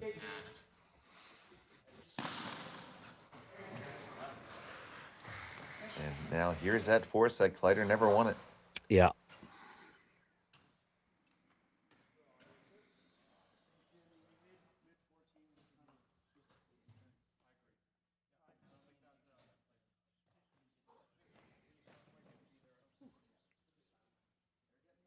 And no choice, really. He's got to play for one here. Like I said, you will see teams, and you do. It's actually fun to watch that debate. Are we better off to give up one? And I don't think it always depends on the team. Sometimes it's the ice and the rocks that you're playing with. Deuces have been tough to come by today. So, getting one, keeping that lead, there's an argument that's a good decision. Boy, you overcurl on this and give him 2. That would be bad. Final stone in the 7th. He needs the 4-foot. Needs to get by the yellows.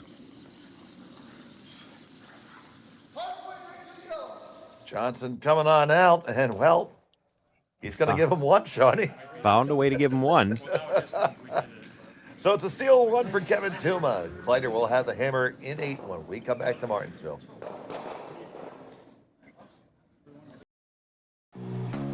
Who knew after 20 years in real estate I'd have to make silly videos for Instagram and come out behind a tree? Stu, we need to do this stuff. Why can't I just door knock into open houses like I did in the old days? That doesn't work anymore. Okay, so it's because I'm sitting here behind a tree. Come use us for real estate.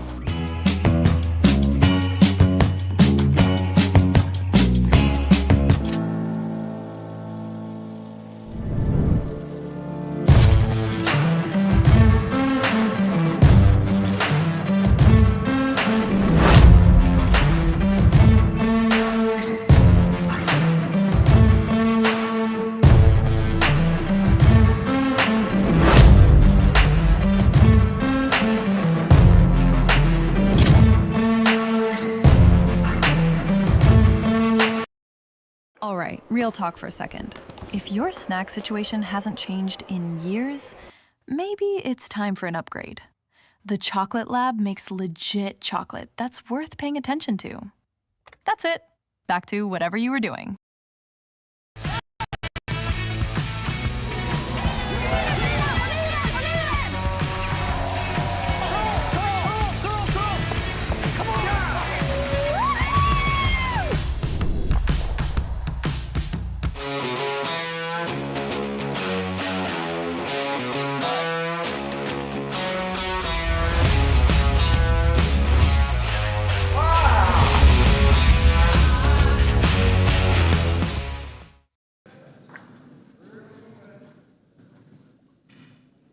It's the 8th end of action from the Curling Stadium Martensville International. A stolen point for Kevin Tuma. It's Kleiter with the hammer, trailing by 1, throwing the red stones. Hey, Schmel and Sean Joyce here with you. Thank you for being with us this Sunday morning. And as a guess, I'm going to say they tried to throw the really long guard, and it's just a little bit too long, and now it's sitting in the back corner.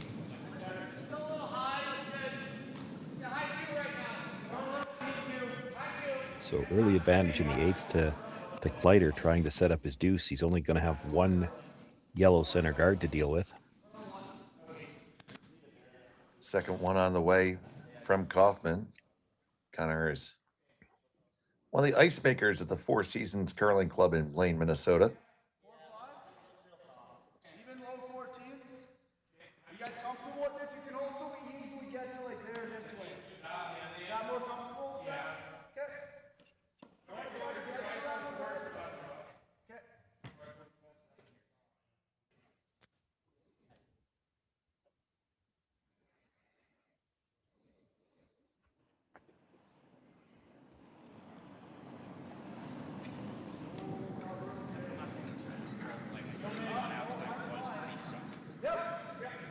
So ultimately, by way of the long route, Kleiter got what he wanted here. Not a particularly well started end for either team because. Oh no, and that's on the. Is it going to be a no-tick violation?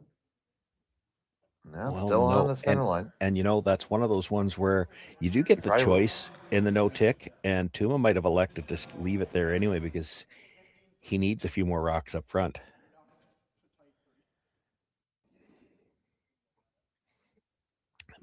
By getting that guard a little tighter, he can probably now come around it. It was long enough before. I think he was still going to have to throw a tight guard.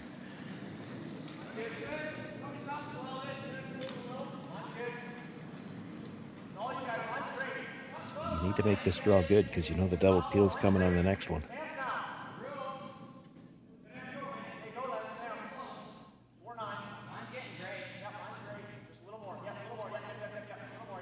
Makes around the guard, and it's going to settle just above the tee line. Really nice. He's not going to play a double. I guess that's, dictated by the fact that you need a couple of guards too. You got to try to score two here. He's going to play this not exactly straight back. He wants to hit it just a little bit on the high side, go across the top of the one in the rings so he could roll the shooter a little bit off the center line.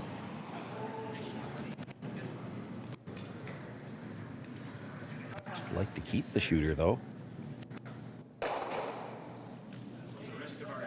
And the shooter goes away.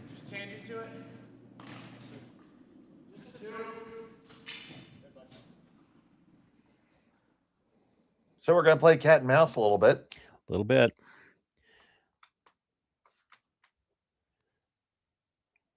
This is actually one now where you can afford to have the guard a little bit higher because you don't mind, I don't think, if you're Kevin Tuma, you don't mind if you could convince Rylan Kleiter to try to chase. You don't want him making this run back and rolling to a corner guard.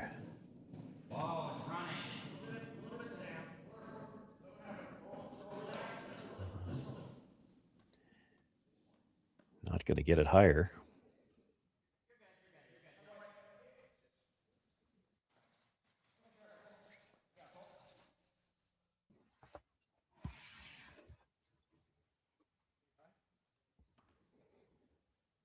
So what point do you try to make your move here?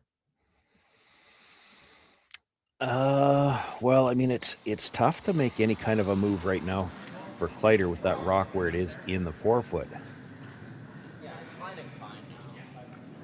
And this one's on the outside. Same result as before. Like, I don't think you've got an out-turn draw.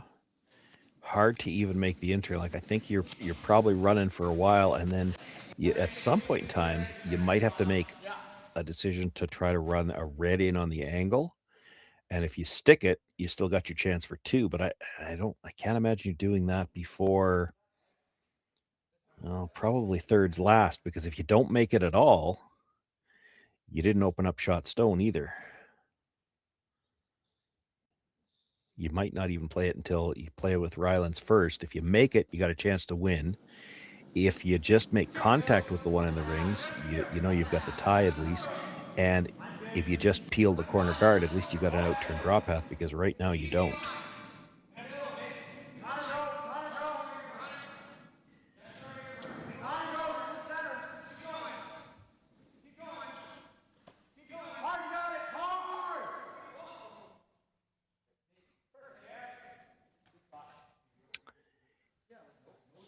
could make an argument for the double peel now. You could also make an argument for the chase. Yeah, I would probably throw the chase.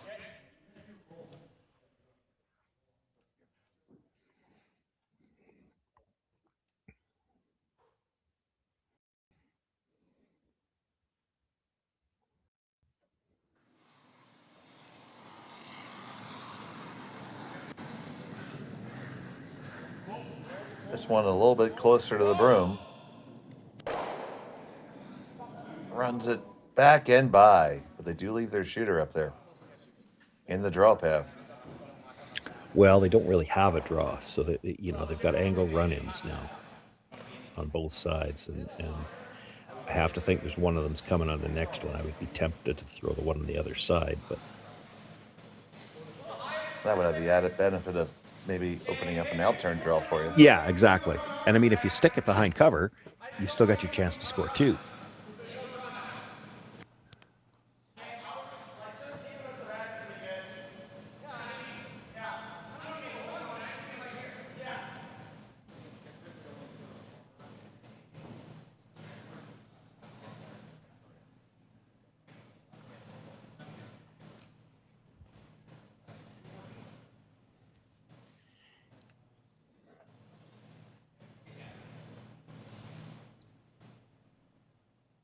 Kevin Tuma.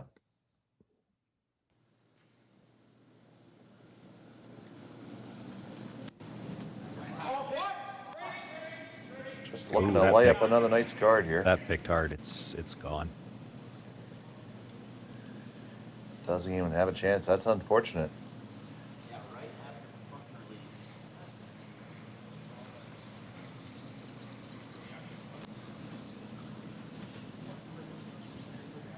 Just grabbed a little bit of debris or something.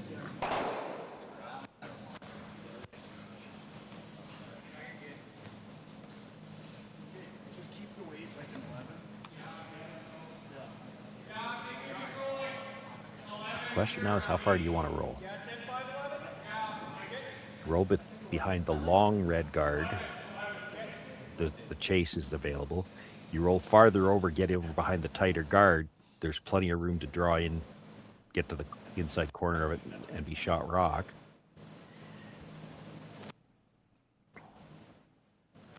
It'd be tempting, actually, to roll the other direction. Roll behind the single corner guard. Let them draw behind, because that long one is definitely long enough to chase around. Let them try to draw around that one.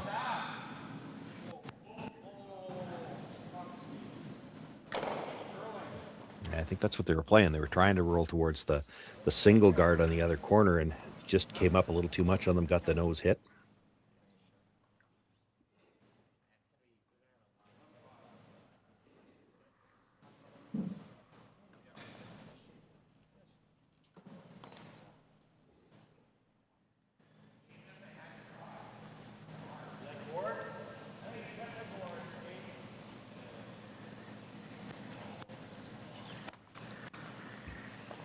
So Sam Strauss.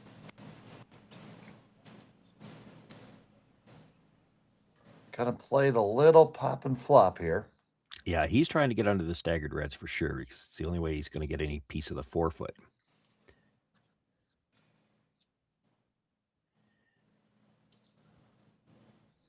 You roll just dead buried. There's probably a chase. I think you can roll past dead buried, because I just don't think there's going to be an in-turn draw to get by this stone. Try to get about half a rock over buried on the longer guard. Make the chase. It's still going to be the call, and it's going to be really difficult.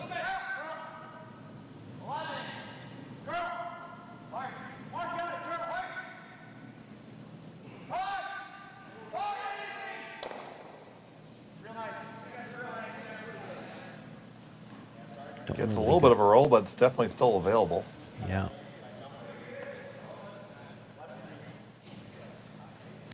I'd like the sliver more, but it's not bad.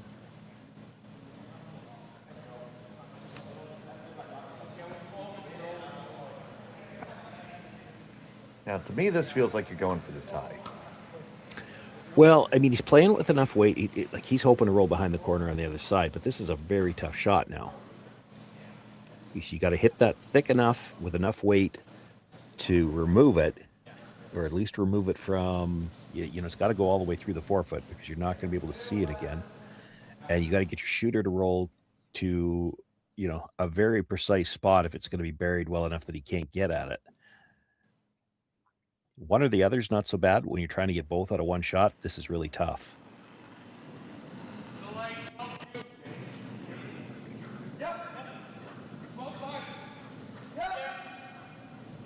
Mattern has picked up Kleiter's stone here, trying to carry it down past the guards. Yeah, it did not look like he was wide.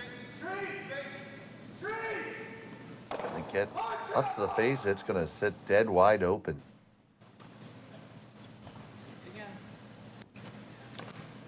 He'd like to roll a little bit farther this time, just so he can't play the same type of chase shot, because I'm not sure there's a draw. Like, it's tough. You'd be drawing past the button for sure.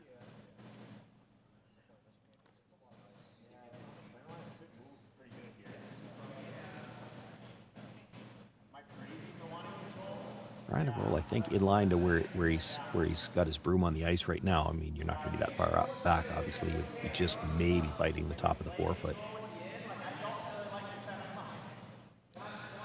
So right about to the feather, maybe? Yeah. Yeah, you get a little bit more roll in this time because you're going to be throwing the out turn, so you get the gear effect off your shooter. So you can maybe nibble the top of the forefoot. And yeah, you get to the top of that feather, and I don't know that there's a straight draw path where you get past the corner guard and still past the rock in the rings.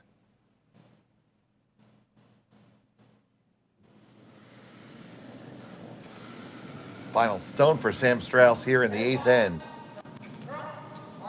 Uh-oh, this is out a long ways. Thurston on the carve. It is moving. They're going to get there. And I think they got it just fine. Gonna roll too much, though. At least they made the takeout. Yeah, there was probably a few brief moments of panic there. And it will be a draw to the 12-foot for bonus curling.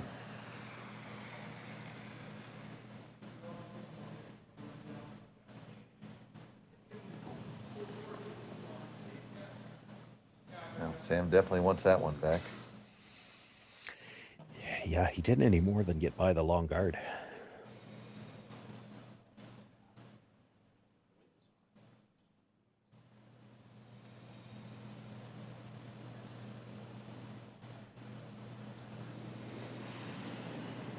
Final stone of the 8th end. Kleiter just needs full 12.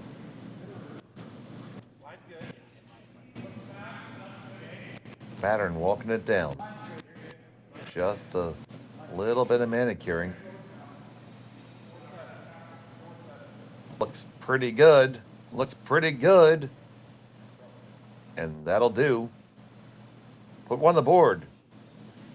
4-4 is the score. We'll be back with bonus curling after this.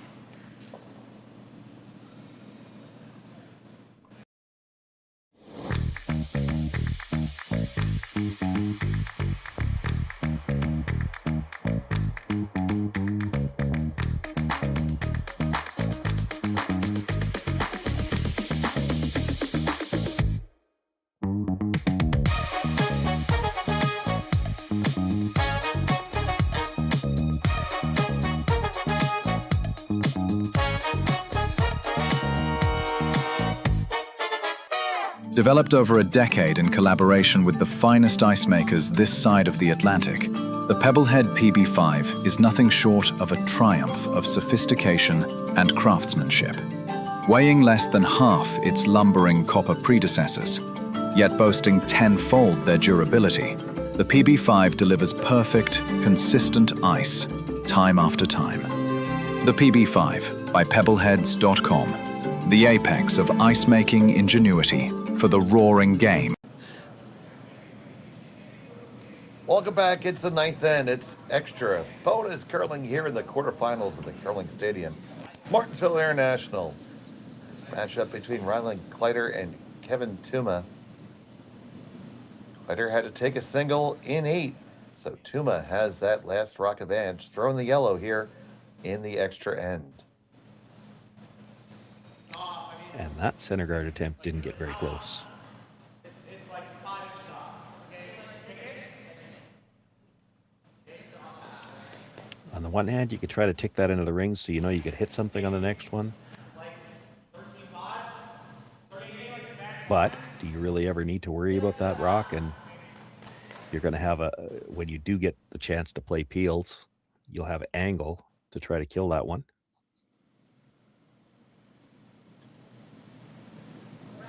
So Kaufman is going to try to tick it here.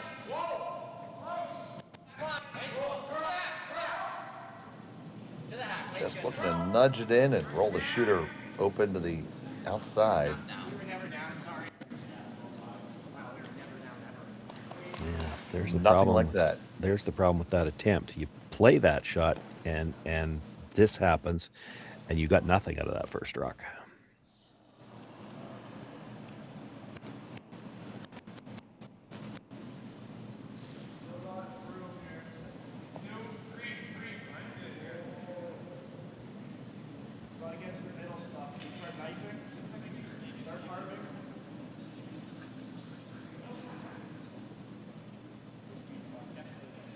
So a better one coming up from Johnson here. It's debatable.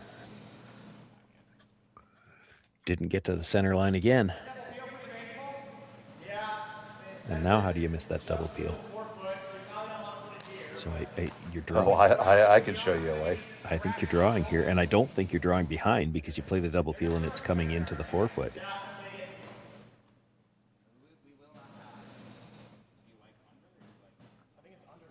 He must be planning to... Connor looks less than sold here. He's planning to play the double peel the other way, I guess. He's going to hit it thin and hit the top of the other red. I'd be playing the slash double peel. If you're playing the slash, you don't want anything in the forefoot here.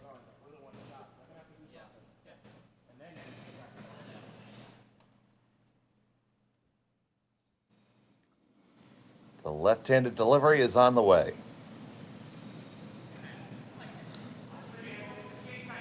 Yes, there's also possibly the consideration that you may not have to double peel. You can always just peel the one close to the center line and ignore the other one.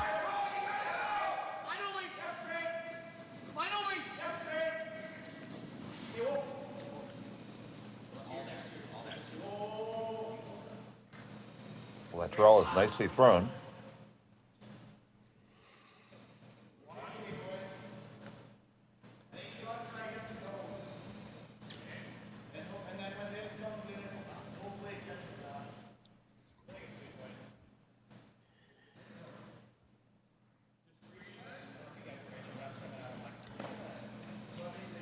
Probably an argument to be made for the run back here. Now, you don't have to throw it with a lot of weight, but and it does look like they discussed it. And part of it is just you get the run back, you leave your shooter a rock's width higher, and at least it makes that double peel a little tougher.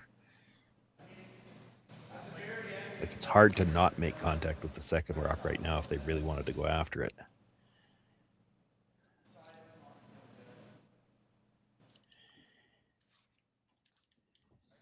Well, if you don't throw that, what do you throw?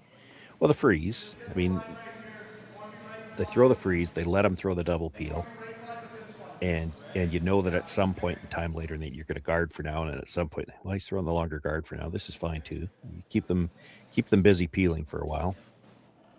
That was going to be my next question. So.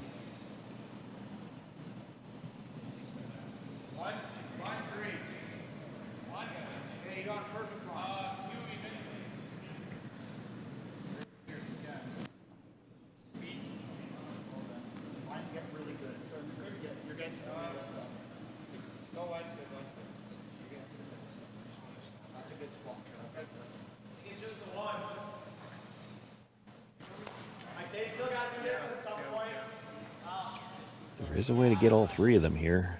You hit it on the, throw the out turn, drive it across, make contact on the center line side. All three reds go and your shooter should roll away. You can just get them all. play it and miss it a little bit. If you make them all, it's a game. I got good news, Sean. Connor Sims is watching the broadcast, so we can blame him.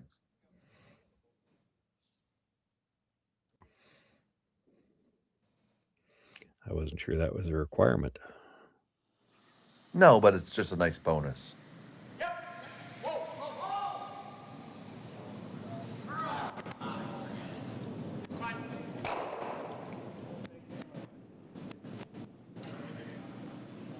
Straight peel is fine.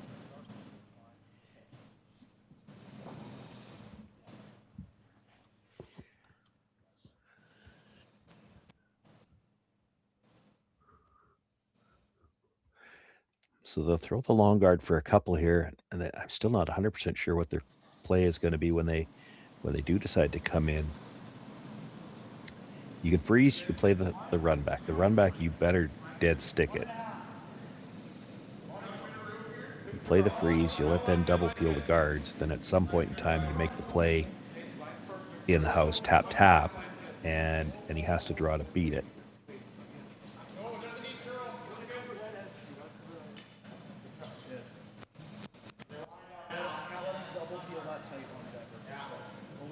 So the long guard is executed. Peel, peel, peel. Yeah, if he ever gets all three of them, it makes the task a lot tougher for Kleiter.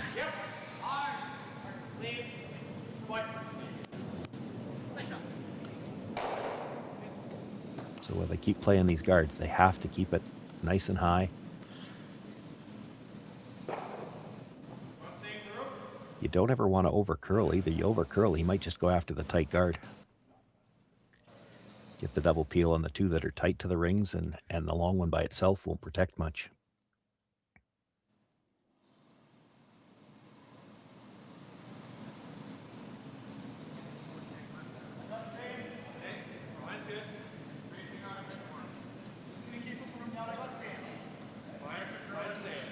But to your previous point, I mean, what's Kleiter's play going to be here?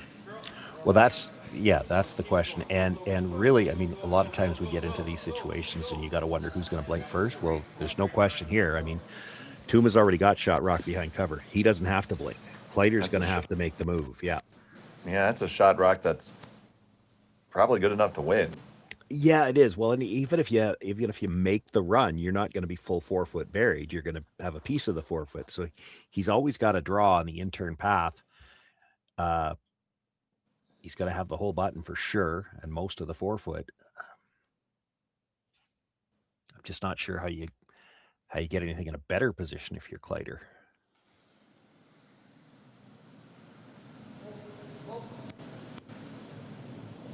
Do you maybe corner freeze with the next one and try to do it again? I'm just spitballing. Yeah, I'm not sure the corner freeze helps you.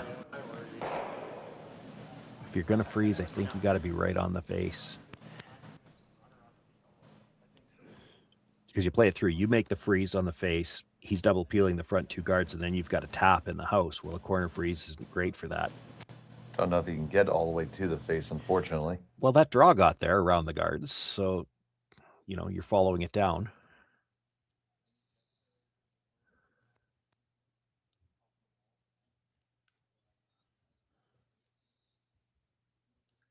But we're going to throw another guard. Yeah.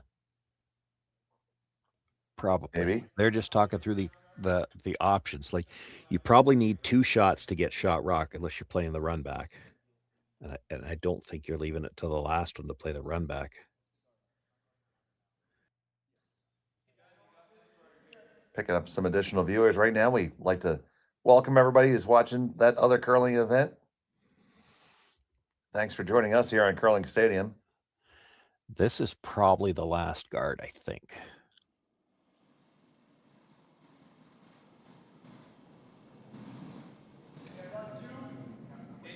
Same line as the others. 2. If we're close, clean it. 2. No, that's close now. Knife then. Curl. Same spot right now. Curl. It's a really good weight now. Curl distance. Weight's good. Good. get over far enough. We'll have to take a look at the long Yeah, shot. it's pretty good. That was definitely more. Yeah. Full honesty, our first shot was rip the open one.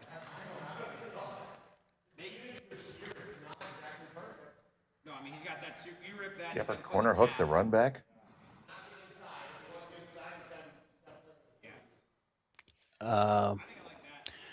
Well, I mean, you could. If the next shot, for sure. This shot, I don't know, because it's the run back you can corner hook is the center one, and that's you can't see that one. If he's playing a run back right now, he's playing it on the one on the angle, and I'm sure you're not playing over there. Like forever off a little, right? That's no, I know. I'm just saying, like that is a must. I think I still like that. Well, the center one's going to be a double run. It's a tougher tap. Yeah, but you play the one on the. You try to hook the one on the outside. He's actually going to play the corner freeze on this shot because that's a setup shot, right? You get the corner freeze with two guards. You can't peel both guards. He can run the angle if it's still going to be buried. You know, the corner freeze isn't great if he's double peeling, but there's three guards up there now. Wow.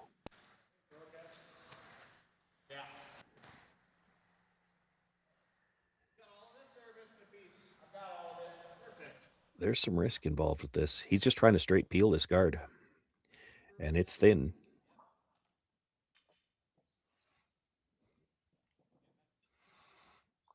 I mean, it does have the benefit of taking away your opponent's stone, but you're going to invite the chase.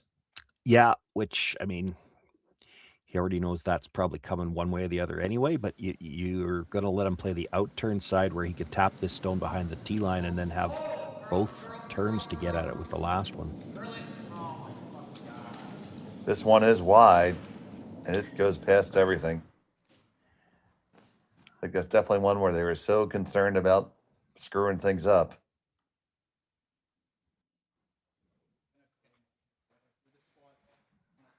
Now here comes the run back. Yeah, and this is dictated by the fact you got two center guards now, like, well, essentially center guards. Even if you roll this out, you're opening up a draw path for your last one.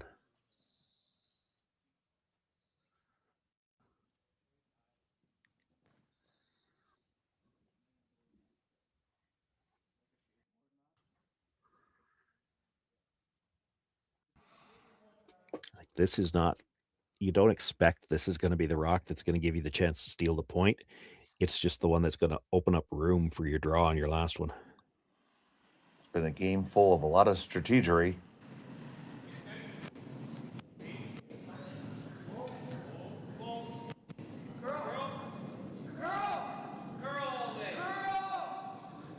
Kleiter on the run back.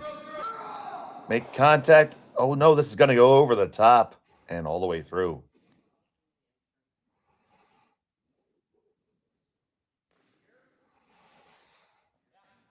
Right there all day. Oh, I don't like that. No, you don't want to be in the 12-foot at all. He's coming around that. I think you just got to throw the out-turn draw down. That's what I'd be looking at. They're looking at the in.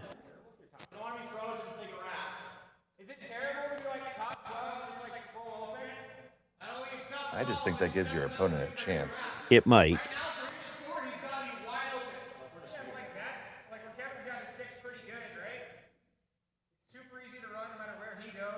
That's okay if you make it, because then no matter where if he made anything where he makes you throw, you've got a short run or a tap.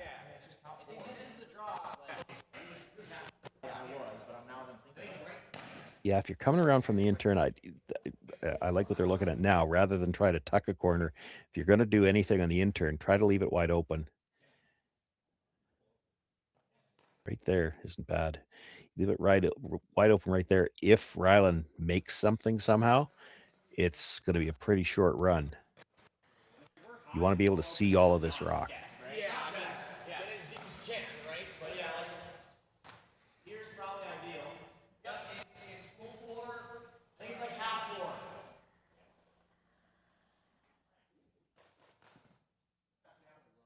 Sam Strauss throwing the skip stones for Team Tuma.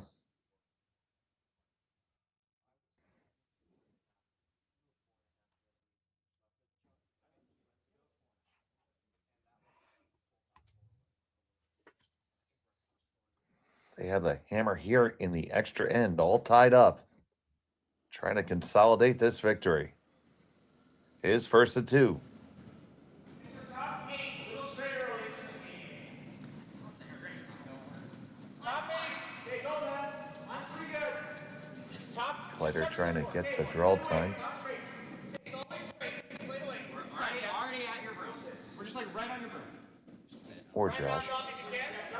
This is going to overthrow what they had in mind. Okay. See, now you just gave him a chance to come underneath. Yeah, I mean it's not a gimme on this ice. This is a tough draw. He doesn't have a lot of room to play with. But there's not going to be any kind of run. That depends how much of curl. You might be able to get to the one that's on the outside, the current shot stone. Yeah, I don't think you might. I don't think they're going to play that. Like if he makes this well enough to be shot, you're going to follow it.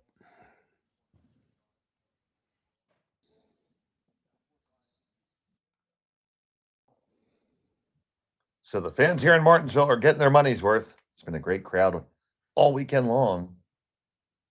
Capacity crowds in the warm room.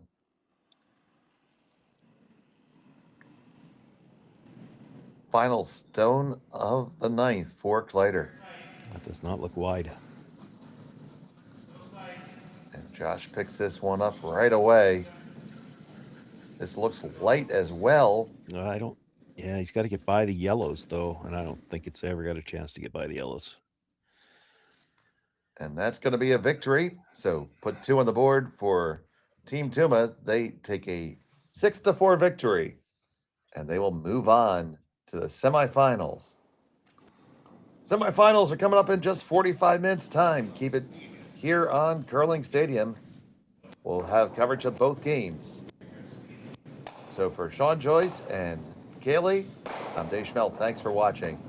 See you later. Hey Mark, you ready for this game tonight? Yeah, I'm excited, man. Cupsy, what are you doing over there? Don't worry, boys. Was just on AztecSafety.com, took a fire extinguisher safety course. Paul, I'm putting out the fires from now on. Woo!